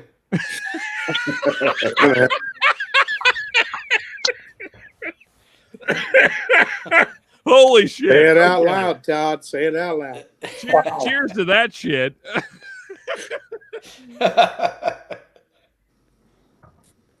Good job, CIA or the mob or whoever killed him. Hey, so I went back That's in probably the CIA. As history's probably taught us, the CIA is always up to something. Oh Yeah, yeah, so for sure. Whether I it be went back in the crack or dungeon. killing presidents, either way. Well, yeah, man. Whether it's fucking everyone in the butt or just shooting presidents, you never know what. I'm telling you, they're probably taking people up in the UFOs and probing them too. It turns out it's probably the CIA the whole time. Well, I'm a I got volunteer. a pretty good idea that the guy that took over for him had something to do with it. I'm not sure I'm keen on the probing, but I'm a volunteer until I understand probing. They'll have to explain it. Hey, what if they probe you and they find out some, If they're looking for ass candy, I'm fighting them off.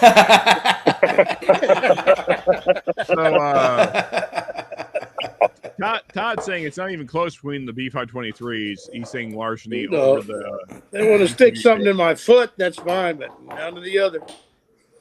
So, hey, listen. Hey, Sean, I went down in the dungeon. Now, underneath my house, this little farmhouse I live in out in the country, I got a dirt floor underneath my house, and I store a lot of whiskey down there. So this is a couple, 3, 4 years old, man. I think it's 4 years old. I have a bourbon whiskey from Woodinville, private select single barrel, mash and Journey barrel pick. Yeah. It's 112 proof. It is sweet as candy. It is delicious, but I get no melon note on this. Now, Woodinville for me is a melon note. I get a melon note, which I really love. I don't get it on this pick. But here she is. So you can see show off that pick, man. Let me show you here for a second. Show that tater if you got it on the back. There is no tater. It's on the front. This is pre tater. Okay. Yeah, it's on the front. Yeah, man. Jason and the Hawk, man, they always do great picks. So this is pretty good. It's pretty good. It's really, really sweet, but it's got a nice kick to it. Got that Still Austin, and I got the. Yeah, man. I mean, the balcony is. If you want to do them tonight, that's up to you. But I don't think. No, I just wanted to see. Hey, and if out of these two makers that you sent me, which one would you? Well, why don't we save those for another night, Shred? For sure, man. I'm not going to get into it tonight. I just wanted to know your opinion on the two. So my personal take is FAE is the king. Nice. All right. Yeah. I've never had any of the license plate makers. I've only had the 46 cast strength, regular cast strength. Yeah, FEA-02. That bottle just kills, nice, man. Yeah. I'm not huge on weeders, but that bottle is fantastic. Yeah, makers killed it with that one. The RC6 was a killer too. Yeah. Oh, okay. Yeah. Hell yeah. R2D2. Yeah, man. R2D2. Yeah. Whether you call it Star Wars or whatever you call it, license plates, either way, great bottles. Cheers, Mr. Jigs. Yeah, exactly. That's what I was about to get to. Jigs, cheers to you, brother. So Jigs, just so you know, we were trying to work it out this for this weekend for us all to do your blind together. It looks like we're gonna have to kind of split it up just because of scheduling reasons and stuff. But either way, we're gonna get your blind done here fairly shortly in the next couple of weeks, and we'll certainly have some fun with it, man. And again, thank you for the blind, man. Much appreciated. Let's see here. What else we got here? Def, a bin for me if I see it. The elves in my house just crushed that C922 before I could get it back up. Yeah. C922, man. What a great batch. I know. I like it. I really enjoyed the C922. I like it. Yeah, on its own, like when you're just drinking it solo, that's a great It's bottle really good. to sit with and enjoy some whiskey. Hello, Round Eyes. What's up, Lou? Cheers, man. Keeping the PC as always. Love you, brother. Cheers, James. Okay, that's not to me. Older, I like B batch. Last few years, C has been better for me. Okay. Yeah. I mean, like, it's been a while since I've had a B520. So, but still, I feel like the C is where it's at for me. Like the C is. But that said, as you point out, Jake, more recent batches, I kind of have flip flopped. So, like the B521, which Shred put in his top 4, right? Yeah, the B521. Let me see here.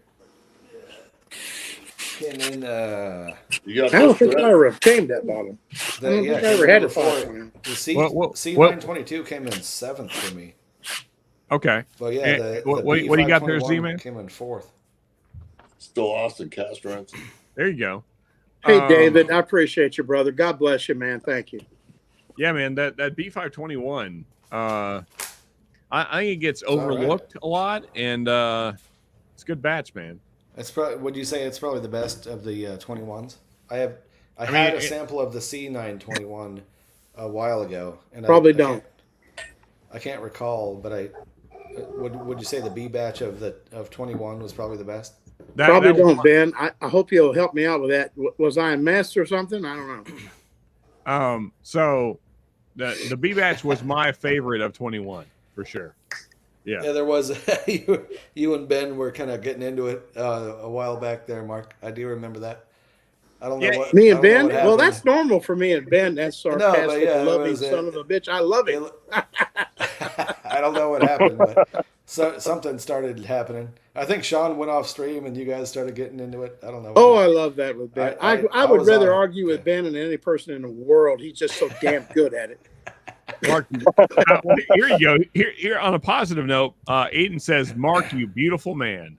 I don't know what that means, but listen, I love Ben. I'll argue with him all day. I'll tell you, he should have been a lawyer. He's goddamn good at it, and I love to argue with him. Also, Jig says, "Glad to see you, Mark." I'm sorry, glad to see Mark is doing better. If I could read, appreciate it. God bless you, brother. Thank you. God bless you, Mr. Jakes. Thank you. Ben ain't mad at you. That's what I love about Ben. He's the same way I am. Off the shoulder and back. When was that? Last week? Who can remember that shit? It was.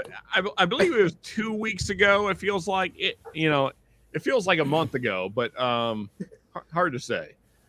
It was when my internet. It was when my internet decided to die because some child had to plug in their tablet. And we're not gonna talk any further about that. Okay, fair enough. Because I got a little heated off stream in my own house because someone thought it was more of a priority to charge their tablet than for me to have a stream going. Let me get a cigar, Sean. Yeah. Hey, listen, I would say this to Ben. Ben, if I'm out of line, I love you, and you know that. If I was out of line, I was drunk to everybody else, and I just got to be held accountable to what's real. It happens, man. We've all been there. But I love to argue with Ben. He's the bomb. Ben's my boy, man. Yeah. Yeah, man. He is sarcastic as one comes, and he loves what he does, and I love what he does as well. So, Amy, C920 currently is, yes. Now, granted, I am, ignorant to the 19s and the 18s. So, and also, Darrell has some like even that shit, like before there was like the current number system. So yeah, like I don't know anything about any of those. I've never had any in the 19s. Never. Well, I did have a B19. But it was years ago, and I don't really remember it. It seemed Sean, really hot. You were saying that you were going to get a pirate bottle at some point. Is that still in the works? Well, so it's a current pirate bottle. Oh shit! Here we go. And they're not really. Oh yeah, it's the little guy. Yeah, it's the little guy. Yeah. Yeah. Okay. Dude. It's good. So I blinded this against some other stuff recently, and it did okay. It's not what they used to be, for sure.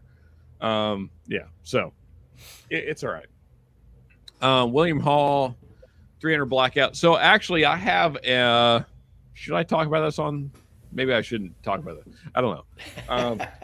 I own a 300 blackout AR platform. It's cool. My thing is like if you're in the moment, I'd rather have the full stopping power of a full-on 308. Because I know for one thing, I'm not going to be shooting at family. They're the only way that's going is through people I don't want to be in my house, or otherwise. But I mean, nonetheless, I'm not going to get into that whole topic right now. But my thing is like just the way that a 308 affects the human body compared to a blackout. I want the 308. Granted, like there's a lot more sound in your house and you need ear protection, so you'll probably be deaf the next day if you're not wearing ear protection, which you probably won't be in the moment. And also the recoil, but none of that really matters in the moment when you're actually trying to fire down range at something you don't want to be around you. So I would in the moment. I mean, there's so much adrenaline, recoil, anything. Yeah. So I mean, my thought is just how can we get the thing in front of you down as quickly as possible? And 308 does that better than a blackout. So, I mean, like when you get hit with a 308, that's it. I mean, I've seen plenty of animals get hit by a 308 because that's what I hunt with, and you do not recover from that at all. Like it's one and done.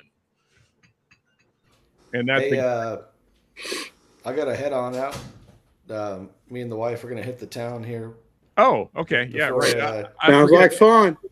It was. It's still early in like California. things could be it's fun. pretty early. It's only about 7:20 right now, man. So there's some bands playing downtown, food trucks and all that. So man, go get that done. Shred. Yeah, man. First off, man, thank you for providing half of this blind, man. Absolutely, man. Awesome. And actually more than half because he supplied the C920 as well. Hell yeah, man. No, I'm stoked that I'm glad that Stagg Jr. made it in your top 3. I'm pretty impressed. That 9 is a hitter, man. If you ever get a chance to get one of those, man, I know they're long gone by now, but yeah, feels unlikely. But either way, I'm very happy to have tried it. Yeah, hell yeah, man. Tremendous, good times. I can't feel my face, but here we are, man. Indeed, yeah. Definitely let the wife drive. Yeah, well, no, we're just gonna walk. I live pretty close to downtown. We're just gonna walk. Oh, okay, there you go. Yeah, so, yeah, not too bad. But it'll be a good stroll around town, man. Yeah. Hey, cheers, buddy. Appreciate you. Good hanging with you guys. Take cheers, care. man. Cheers, my dude. Right. See you. Yeah, I probably find my way onto Gun Talks more often than I probably should on YouTube because YouTube is kind of anti that. But yeah, man, if you can do the full on 308 AR platform, that thing just yeah. I just remember I live in a small farming town, so when COVID first hit and everything locked down, we were all like, okay, I guess we better be armed. People are going to start going where the food is. Yeah, man. You don't got food in the city. You're going to go out looking for it. I mean, so like I don't want to get deep into this topic because first off, YouTube hates everything about it. But there you go, Z-Man. But I mean, that tells you the humidity of the cigar. Very cool. But I mean, like when things really get bad, whenever they get bad, which could be sooner rather than later, it's an unfortunate side effect that you may have to take out some people. It's not a thing we like to talk about, but I mean, it's a real possibility. It's not. I mean, like, and so like I come from a background where that's what's the right word I can find for it? You can't clean that up, Sean. Yeah, that's I mean, I don't want to say natural because that makes it sound like it's insignificant, and that's not true. My wife is a fan of Walking Dead, and she told me that if the apocalypse was to come right now with the guns and the whiskey in the house, you're the one I want to be with. So that's well, I mean, but listen, wife... Sean. Hey, listen, Sean was on a good roll. I'm going to tell you something. He's got a good mastery of the English language. I want to see him clean that up. He's got a finish to this. Is going to work. I can't wait to hear it. Yeah. I mean, so it's now I know like viewers are probably dropping off by the second, and I'm sorry, and I'm sorry if I'm offending anybody out there. I know gun talk is not popular. Gun talk is I'm popular. just gonna throw this out there, and then we'll move on, and we will get back to whiskey. I promise. Do not fool yourself into thinking that things are going to go great forever. Like if that's your plan, if you think the government's going to take care of your ass forever, no, I would not plan on that. That's a really bad plan. So I guess my thought, and I'm just going to leave it at this, is that get as self-sustainable as you can possibly. Get it to where you don't need anybody but you and your family. Yep. If you can get there, the sooner you get there, the better you'll be. And it's hard. I'm telling you, it requires a lot of effort to get there. You need water. Water is the most important thing. You need a huge supply of water. Get it tomorrow. You need food. You need a lot of food. Get that tomorrow. And the sooner you have it, the sooner you have long storage food, the better you're going to be. Everybody always talks online about how much ammo they have. That doesn't mean a goddamn thing if you don't have food and water. If you don't have food and water, you will starve and dehydrate to death. That's you can't shoot yourself out of food and water. So, I mean, you can try, but you'll die. Like, eventually someone will be faster than you. So have water and food. You need it. Like I see all these channels that focus on ammo and guns. That's a stupid way to do things. Like, it's a great way to protect what you have, but you have to have it first. If you don't have it, you die. yes. I like the people that homestead and do their own farms too. Yeah, I mean, honestly, that's the way that you want to go. You need to be as sustainable as you possibly can in your environment. Grow a garden every time you can. Have long-term storage as long as you can. And it's not hard, folks. Canned food lasts a long, long time. Don't go by the Best By date. It's good way after that. You would think that COVID would have taught that to people, though. You know. Yeah, exactly, Z-Man. You would think, but it's surprising to me how many people do not know that. Do not We're know. too hooked on convenience. Yeah, I mean, there's people throwing out canned food because the Best By date is passed. Best By does not mean you can't eat it anymore. So don't believe that. I mean, folks, I mean, if you rely on this government, and I know I'm going off on a tangent here, and I'm sorry, don't do that. You're speaking the truth, and people need to hear it. And my wife is a registered nurse. Has told me between your whiskey collection and the meat you got in the freezer and your weapons collection, if there's a place to go, it's here. And then me being a ham radio operator, I can get on anything, anywhere. And I've actually helped people, like when you got world events, if you will, where I did Jamaica probably like 10 years ago, and the guy was trying to contact his wife, and he was sitting there on a ham van and talking and calling, and he gave me the phone number, and this is gonna make me a little teary-eyed, make me more of a girl, but crying doesn't make you weak. Yeah, he's like, can you call my wife and let her know that I'm okay? So I actually worked him on the ham radio, and then I called her on the cell phone, and she could hear her husband, and you know that's how the world rolls, you know. Yeah, man. You never know, man. Mm-hmm. You know, one thing I want to address just briefly, Z-Man, based on your comments right there. There's been this like stereotype that if you cry, that like you're a weak man. I'm just talking shit, Sean. I want to address it because think it's a bad stereotype. I think what that means to me, based on the people that I've met on this whiskey tube journey I've been through, what it means to me is that you've been through some real shit. I've never seen any man cry on Whiskey Tube that hasn't been through some really, really rough shit. I mean, like rougher shit than most of us can imagine. So, like, I've never seen anyone that didn't have a crazy story to back it up. Yeah. So like, don't just judge somebody because they cried on a stream. Like, that person has probably been through some shit that you could not imagine. Yeah. So, yeah. Well, I've sat on a prison yard, and I had probably like 10 years in, and I've been out there for 31 years.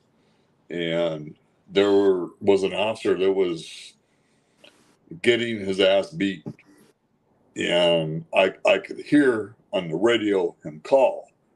And when I walked out of the building, he was on his back. The crook was on top of him. And my radio came out, and it was the weapon of choice. So I handled business, and then it just stopped all of it. So you start to realize, where are you? So all these people that are out there, they're like, man, you know what? You know, you ain't seen shit. Quit crying about all your drama. The real world is tough, man. Now, I probably should not have said that out here. No, I mean, so I'm just going to speak more to your point, C-Man. Like, until you have caused death, you don't really understand what it's like. Like, it's not an easy thing to do.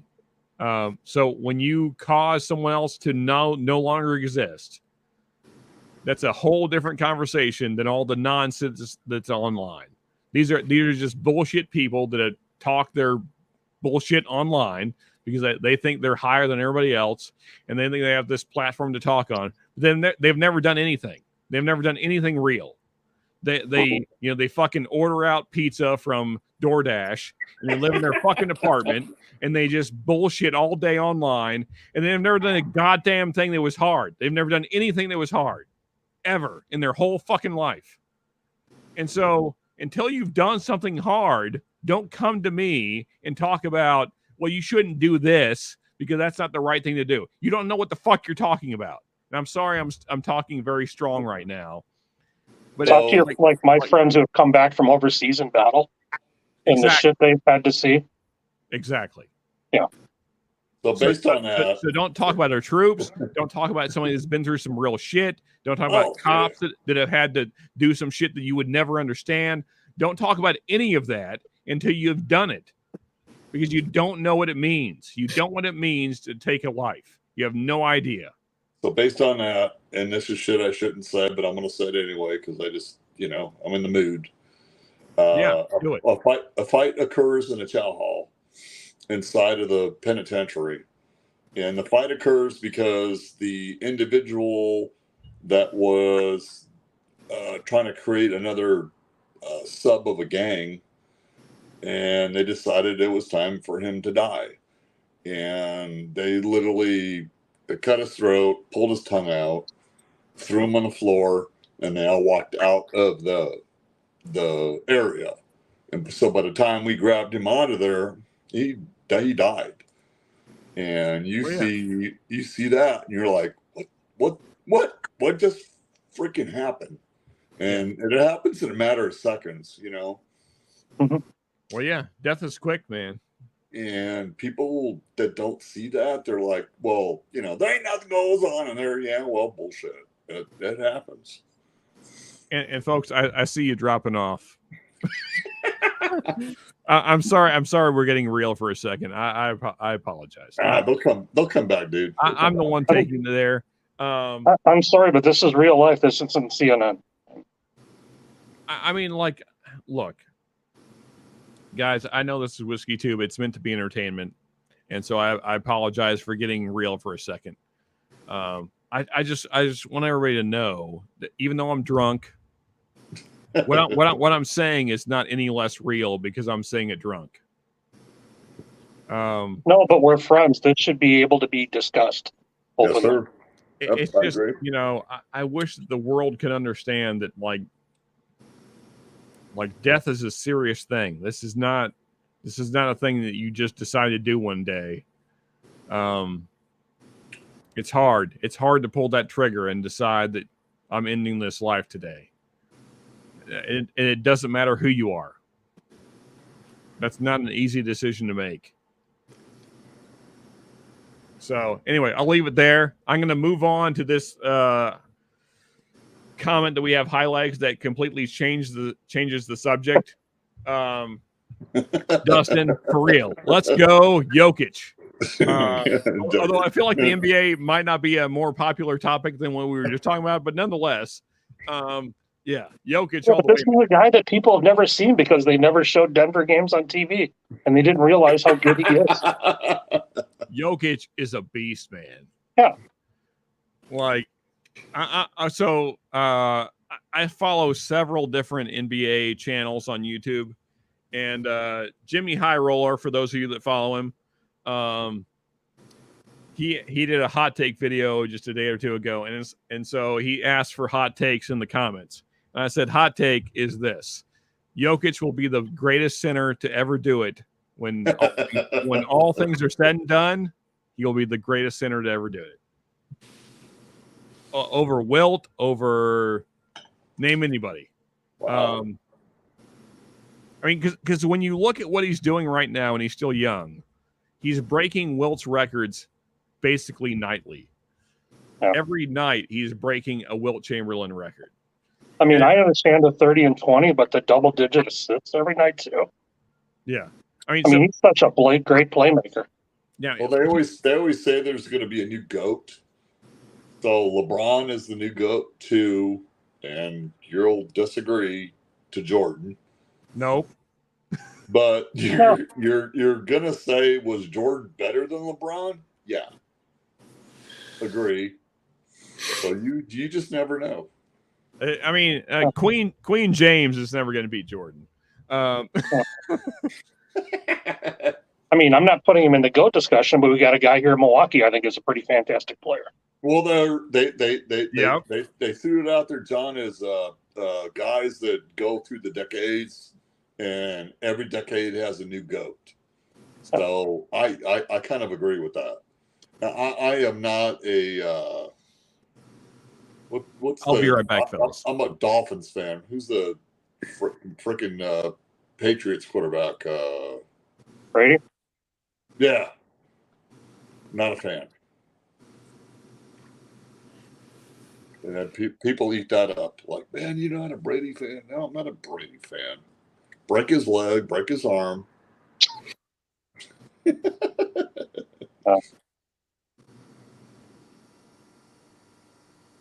So like Giannis here in Milwaukee, he's that 7-foot guy that's just so multi-talented. Well, you better be a Packer fan. Yeah. Yeah. Okay, if I point my finger this direction, Lambeau is 40 miles that way. Well, my girl's sister is a Packer franchise owner. Yeah, I've got to share too. Yep. Yeah, and that's just it's just freaking cool. It's cool to have framed on the wall. That was a Christmas gift one year, yeah. Well, she's got it on her license plate, and it's just fucking cool to have, So when you go out there, you just shut the F up and enjoy it. It's such a fun time to go to a game too. Yeah.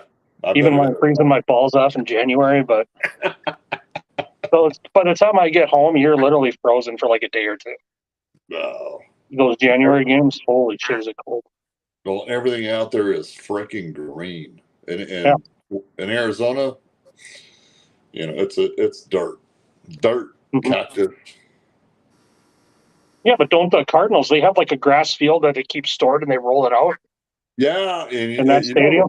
The funny thing is I went to pick up a gun at what the hell is it, Cabela's, and I wasn't going to the game, and the Cowboys were in town, and there was more Cowboys jerseys in the parking lot than there was Cardinals jerseys, and I just that's all. So I got to get back to your Brady comments there, C-Man. So here's the thing for me. I don't like Brady as a human being. I think he's made a lot of bad decisions, like across the board. But who are we to judge, though? Come on. Well, I mean, we know I mean, it's in the news, so we know roughly the things he's done. Like marrying Giselle was a pretty bad decision. Nonetheless, that aside, all his bad decisions, he's still the greatest of all time. Like as much as I don't like him, he's still I mean, there's no quarterback in contention, really. I mean, who is even in the same league? Like for Elway or Marino. Yeah, I don't know if no, but the Elway only won at the end when it. I mean, you don't got to win Super Bowls to be the GOAT. If you push your team, I don't know, man. How many times in playoff games did Peyton Manning throw an interception that cost his team the game? Fucking Peyton. Okay, finish, Sean, please. I mean, I know it's a system, but I mean, Montana. Come on, Sean, finish. Real quick, let me get to the what's the YouTube way to say this? There is no YouTube way. You're already not monetized, so what does it matter? Yeah, exactly. So the Liberty tickets conversation. So I'm still 762 over 556. I understand that it's more readily available 556. I don't like it as a round. Like I said, when you're really trying to make things stop moving, 762 does it all day. Now, that said, you need to be personally have that available. That's up to you. We'll move on from there. I'll leave the gun talk for later. All right. So C. Jackson, cheers, man. Good to see you. Gun talk is not popular with the weak or ever really. True. Don't care, but yeah. Hey, he's right. That's true. That would make a great backstage after hours stream. I mean, I would love to do a Patreon's only gun talk, but I feel like not a lot of people would show up for that. Anyway, you got 4 people in here that would show up for it. So, I mean, here's my thing, and my summation of this briefly is that if you are not prepared, bad things will happen to you. That's it. Period. Well, if you don't shoot guns, you don't know. I mean, well, it's more than that, man. It's kind of like what we were talking about just a second ago. I'm not going to go through all the bad experiences, but if you don't understand how life really works, then you don't understand the necessity for guns, and then also you don't understand what it takes to actually survive. It's all of that together. Like if you don't understand the potential for human veracity and pain and suffering, then you don't know what it takes to survive in that kind of environment. Agreed. Yeah. So, like you may at some point have to go into the woods with a gun to find your own food. Yeah. Or you may have to shoot yourself out of your own house. Like, I mean, there's a lot of potential for a lot of violence, and you have to be ready for that, or else you die. There's only 2 ways this goes, folks. And I'm sorry that this is not a popular topic because YouTube said so. I don't think it. I think it's a popular topic. It's just when people, because there's still channels that have test reviews of different guns and whatever. I think what people don't want to hear is Dustin, shoot or don't shoot. And the reality, like where I work, they want you to be in the back bedroom and be concealed carry. And I'm a concealed carry person. And in order to do concealed carry in my state, you have to be fingerprinted. You have to go through a class, and your shit has to get renewed every 5 years. Move to Kentucky. So, we don't care about any of that shit. Well, look, California and the East Coast, you can't have a bullet in your car and you'll get arrested. So it is what it is. So, see, man, and again, I know YouTube is like just demonetizing this shit out of the stream. But you know, whatever. So real shit. A guy walked into our Walmart, the one in my town, with a scorpion on his back just because he could, because it's fucking America. And did his shopping, and checked out. My wife has a picture of this happening, so I know what happened. Yeah. He had a scorpion, which is, for those that don't know, that is an AR platform that's actually chambered in a way that it's considered a pistol by the NFA, which is basically just means it's a short enough barrel that's considered a pistol, but it's, for all intents and purposes, it's an AR platform.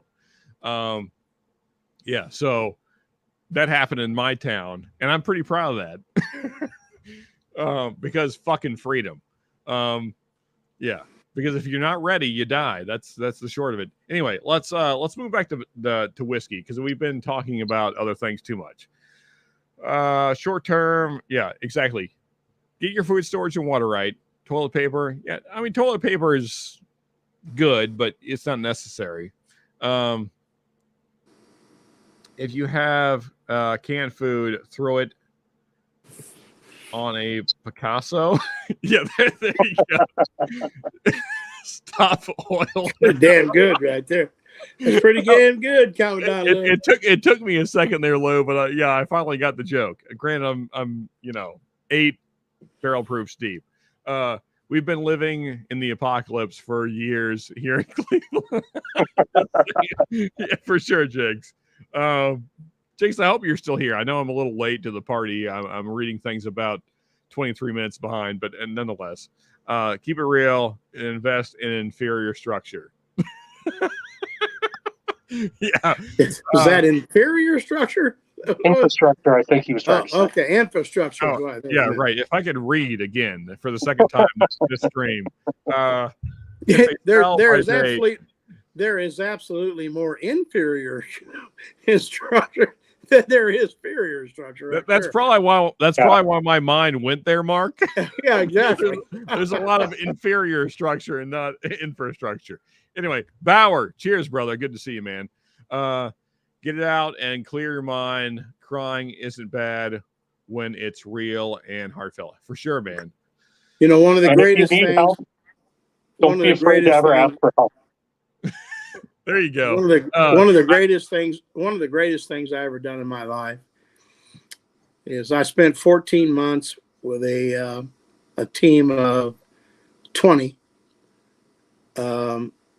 each period per quarter, rotating 20 individuals in my industry, cemetery and funeral home at Ground Zero.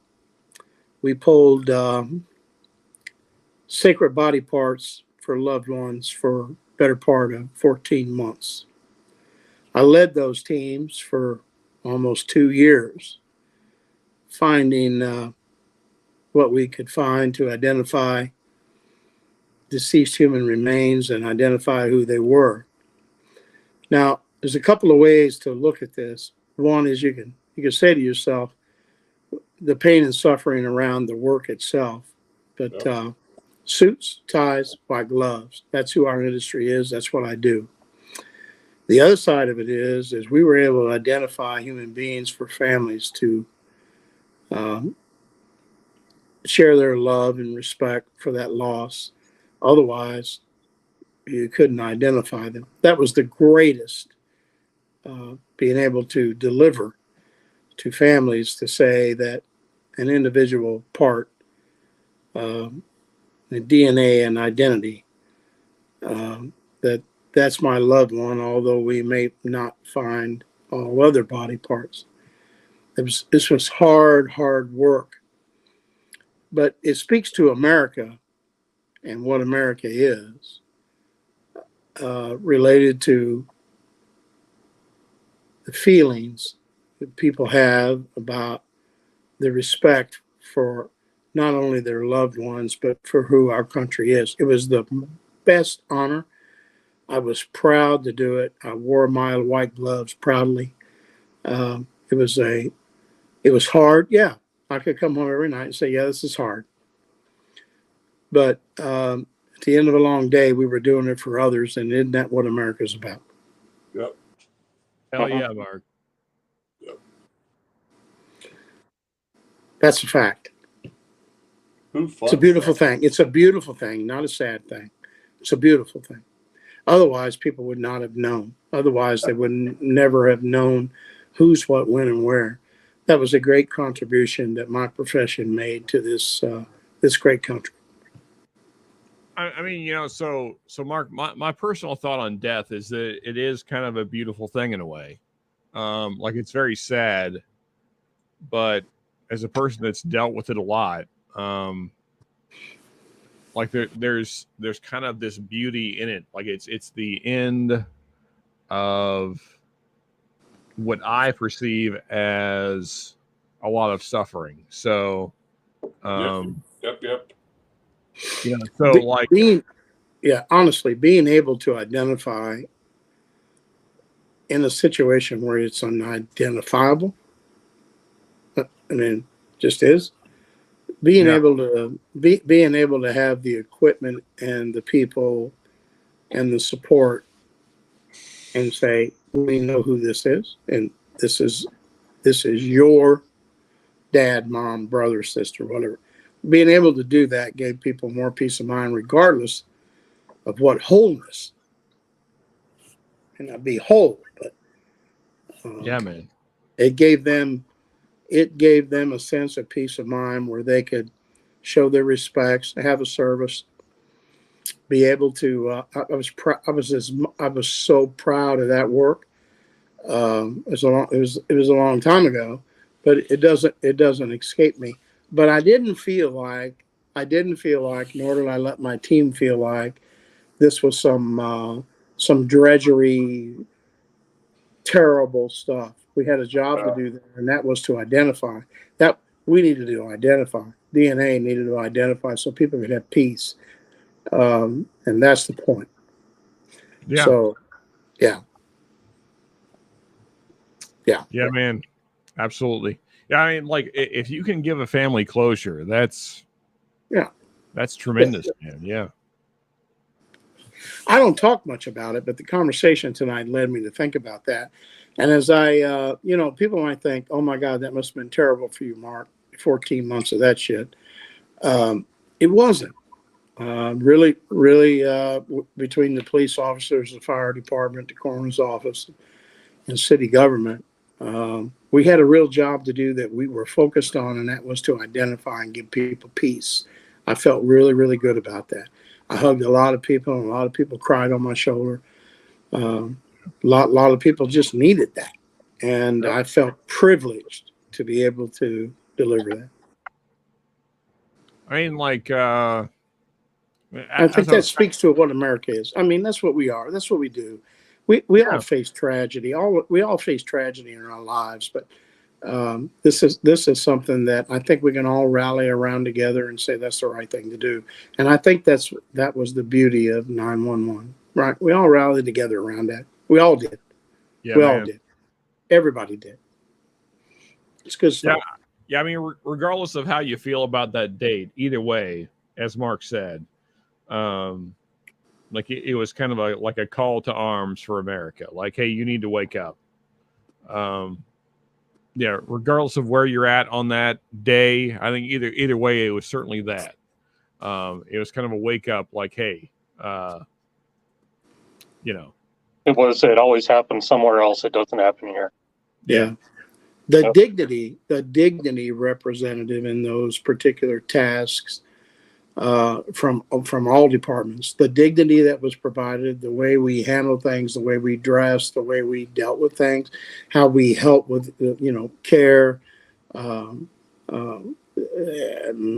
it was massive in terms of it's just massive in terms of respect and how we did that. It was hard, but we seeing those suits and white gloves coming from that rubble Yeah, you don't. Yeah, you never want to watch that. No, but seeing that, I think it speaks more to who we are as Americans as it is to the individual act. The individual act of doing that is not near as prideful as the people that support it. Millions supported that. No, I kind of did that. I kind of did that with my dad when we were at Davis Mountain Air Force Base at Tucson, and the F-16s flew over the house, and get me teary-eyed. As a kid, I would hear that shit, and we had the A-10 Warhogs that would fucking fly over the house. But the F-16s, when they kind of flew over, I asked my dad, I'm like, what the fuck is that sound? I was so proud. I was so proud to serve and so proud of my country. Well, he would tell I was me, so proud. I was so proud to be a part. He would tell me, Mark, that that's the sound of freedom. I think that's the essence of it. When you stand in your backyard and cook on your grill, if you've had that experience, that's what comes to mind. Does that make sense? That's what comes to your mind. When you're standing in your backyard, you've had that experience, and you go, that's what that is. That's what makes this possible. I'm so grateful for that and so appreciative of that. We just did our duty. We just did our duty. That's all. Everybody got to do their duty, but we just did ours. That's all. Well, I mean, and you know, I know that Memorial Day is, you know, over a week's past. But for me, you know, I've been around a lot of military guys. My whole life. My whole life has been military guys. Even when I was like deep in the shit, like most of the guys that I was hanging out with still were ex-military. Now, granted, maybe they were cast aside by the military and they didn't really get their due diligence, and you know, they didn't really get what they needed maybe from our government, and that's a whole nother conversation that I won't get into right now. Although I would really like to, just for the reference. Yeah. But I'm going to leave that aside for right now. I've been around a lot of military guys in my life. Some of them that you would call on the wrong side of the law. Some of them you would call delinquents. But until you understand how they got there, that's not really a fair assessment of their lives. Nope. You know, and so like to just say that, like, well, this is just a person's society we don't need. That's an easy summation if you don't understand how they got there. When you understand their lives and you've talked with these guys and you've had real conversations over a few glasses and you've gotten deep, and it really, I mean, I think if we're all being honest, that's when you have the truest conversations. Yep. Because I mean, as us guys, we're kind of stonewalled, especially, you know, if you're trying to be a hard ass, and as most of us try to be in life, if that's the persona you try and hold up, it takes a few glasses of something to like really get into the weeds of what you've been through. And so, you know, when you understand these guys have been really through it, and then you hang out with those guys and then you kind of live the life with them. Yeah, man, it's not as easy as it's not black and white. It's not who's good and who's bad. It's undescribable from without the experience. It's undescribable unless you've experienced it. Yeah, exactly, Mark. I mean, we send those people over there. They see the shit that they do. It's up to us when they come back to make sure that they get the help they need. Yeah. They should be taken care of. And I have had one friend that came back from Iraqi freedom that was dealing with the Hummers, and the comment he made to me, he goes, he was over there for like, I don't know, 5 years, and he would talk about let me watch my words here, Sean. No, Z-Man, say what you got to say. He would talk about the bodies that were thrown in the ditch, and they burned the shit up, And he said to me, he goes, when I came back, my wife picked me up, and his wife's a nurse like mine. And he's like, when I fucking came back, I was actually sitting in a car and looking at rooftops. I'm like, why? And he goes, because I was just, that's what you do when you're on a convoy. And I'm like, are you serious? And he goes, yeah. He goes, it effed me up. I'm like, okay. And he was Army 11 years. So people don't get that shit. So. Yeah, man. Hey, real quick, Jigs, if you're still here, appreciate you, brother. We're going to get to your blonde probably this weekend, if not next. But yeah, love you, man. Appreciate you, Mr. J. Yeah, you get trained to do that. You really just can't shut the switch off. Oh, it's so freaking weird, man. I'm gonna try and get through my stuff briefly. Many of you are familiar with it, so I'm not ex-military. I want to be very clear on that because I don't want to be like some false patriot kind of bullshit. Mm-hmm. So don't give me that kind of credit. But so I left home early. I was basically 17 when I left home. Stupid idea, just for the record, but nonetheless. And then I was basically raised by ex-Marine and Army guys that got out of the service. They were kind of not appreciated, and so they came back home, and that became my crew. So like I was kind of raised by the military in like a different way. Like because the way that we ran things was very military, just for a whole different reason. Because everyone else had figured out what I figured out much later in life, and that is that the government does not take care of you. No. And I'm sorry for anyone that's super USA, government, patriotic, all that kind of stuff. I'm not trying to whatever. It's just that like those guys had figured out what reality was. And so we lived reality, like on like that next level kind of shit, like most people don't ever get to. And so like we had a lot of hard nights talking through shit. And like death is like what that taught me more than anything is that death is this funny thing that you can't just get rid of. Like death is this thing. Like once you've done it, once you've pulled that trigger and decided that this person doesn't live anymore, you don't get to get rid of that memory ever. Like that's that shit that you don't ever get rid of. And then I lived that life. And so like, yeah, man, like for all those that have done it, like that's the life you don't get to forget that. Like no matter how much you want to try, no matter how much you want that shit to get buried and go away, once you've done that, once you've pulled that trigger, that's it. You don't get to, there's no second chances on that shit. So I had a heart attack in 2015. And then they do a cath lab where they shove the tubes up your thigh. And I'm sitting in the recovery room, and I got a cardio doctor and a surgeon. And they're like, you need to have a bypass surgery. And I looked at the doctor, I'm like, and if I don't do it, what happens? And he told me, you die. I'm like, okay. So I'm like, he goes, so you're 80% blocked. Good barbecue will do that to you. And I just kind of fucking laughed. And I'm like, yeah, just go do the surgery. So I woke up 3 days later, and my wife is sitting at the end of the table.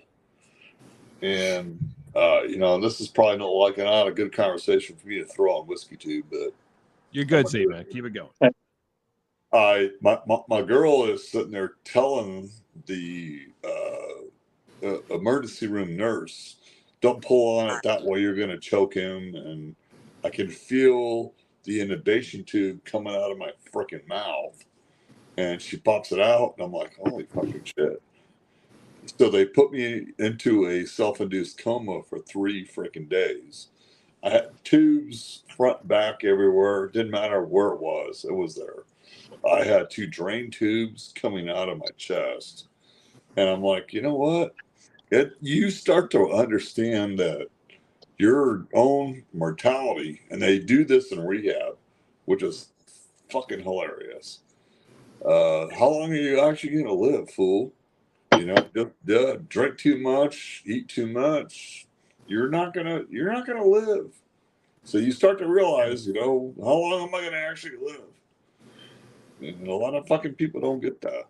And they get out here on this platform and they say, yeah, well, I'm fine. I don't care. Yeah, nobody cares.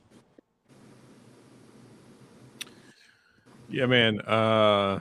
Z-Man, like, just to, like, Lou's comment, which is kind of going along with what you were just saying, man. Like, it feels like we can't have real conversations. You know, it's like no. We can, and we can because I'm a people person, and I'm a people person because of where I work. So I take the ultimate level and I bring it down to nothing, and I can always deal with bullshit. So. Well, you know, so we're about that time. So I have my timer set at 11:15, which is about 8 minutes from now. So Mash and Metal, that channel isn't monetized. So fuck YouTube. And by the way, that's been a real stream name for that channel. Is fuck YouTube. That was the thumbnail, actually. Some of you may recall that. Yeah. Yeah. So. That's where we'll head in a few minutes. But I mean, like, what I cherish more than anything that I've had on WhiskeyTube is these real conversations with folks, sharing their experiences, even though that they didn't have to, sharing their pain with me, sharing what was real to them.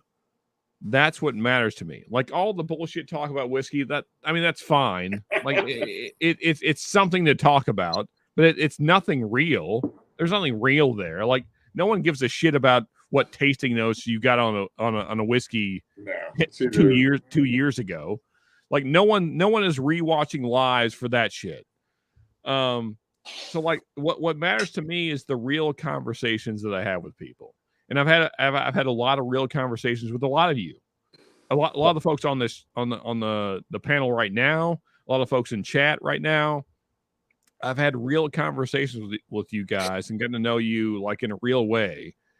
That's what matters to me. That's why I love this community, is because, like, thankfully, a lot of you, like myself, are able to open up. Sometimes it's backstage, sometimes it's live. And we have real conversations that really matter. Like, we have conversations that help us get through some shit that we're going through. Or maybe it's just, you know, you just want to share your story. To help somebody. Either way, like, this community is amazing. Like, I wish that we could do, like, the backstage stuff live. And I know a lot of people aren't comfortable with that, but, like, nope. I have to imagine the stuff that we've talked about backstage would help a tremendous number of people if we could share it. It's just that, like, we're kind of too afraid to share it because we're too afraid of our own shit. But I mean, the thing is, we've all been through some rough shit. I've said this many times before. You do not end up in whiskey by accident. you don't get here just because your life was going peachy and, like, oh yeah, nothing but fucking unicorns and rainbows, and then I'm just going to drink whiskey for the rest of my life. No, that's not how you get here. Like, some shit happened and then you got here. Like, it's not an accident that you got here. So, like, don't like put on these pretenses that everything's fine. Like, it's okay. You can man up and talk about your shit. It's fine. We've all been through some shit. So don't hide it. Don't be ashamed. Don't like bury it. That's the worst thing you could do. You need to talk about it. I can tell you, like, just from my personal experience, you got to talk about it. If you don't talk about it, it'll eat you. I You'll agree. eat. I agree. Yeah. So talk about your shit. Hang out with us, have some real conversations, and drink some good whiskey, guys. I love you all. Fair enough. Good stuff. We're gonna hop over to Mash and Metal. Thank you everybody on panel for hanging out. Thank you everybody in chat for hanging out this long. I know we've had some difficult conversations, and I appreciate all of you for sticking in there with it. You guys are the best, all of you. Everybody on panel, everybody in chat. I love you.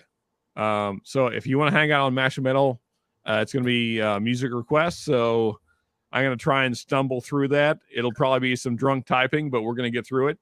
Go backstage. Let's go backstage. Yeah. So we'll go backstage for a few minutes. And then, so in about 4 minutes, we'll hop over on to Mash and Metal and we'll hang out with you guys. So in the meantime, hope you guys move on over there. And yeah, love y'all and cheers. Cheers. Cheers. Thank you, Sean. Cheersing you with water, but I don't believe in bad luck, so fuck it.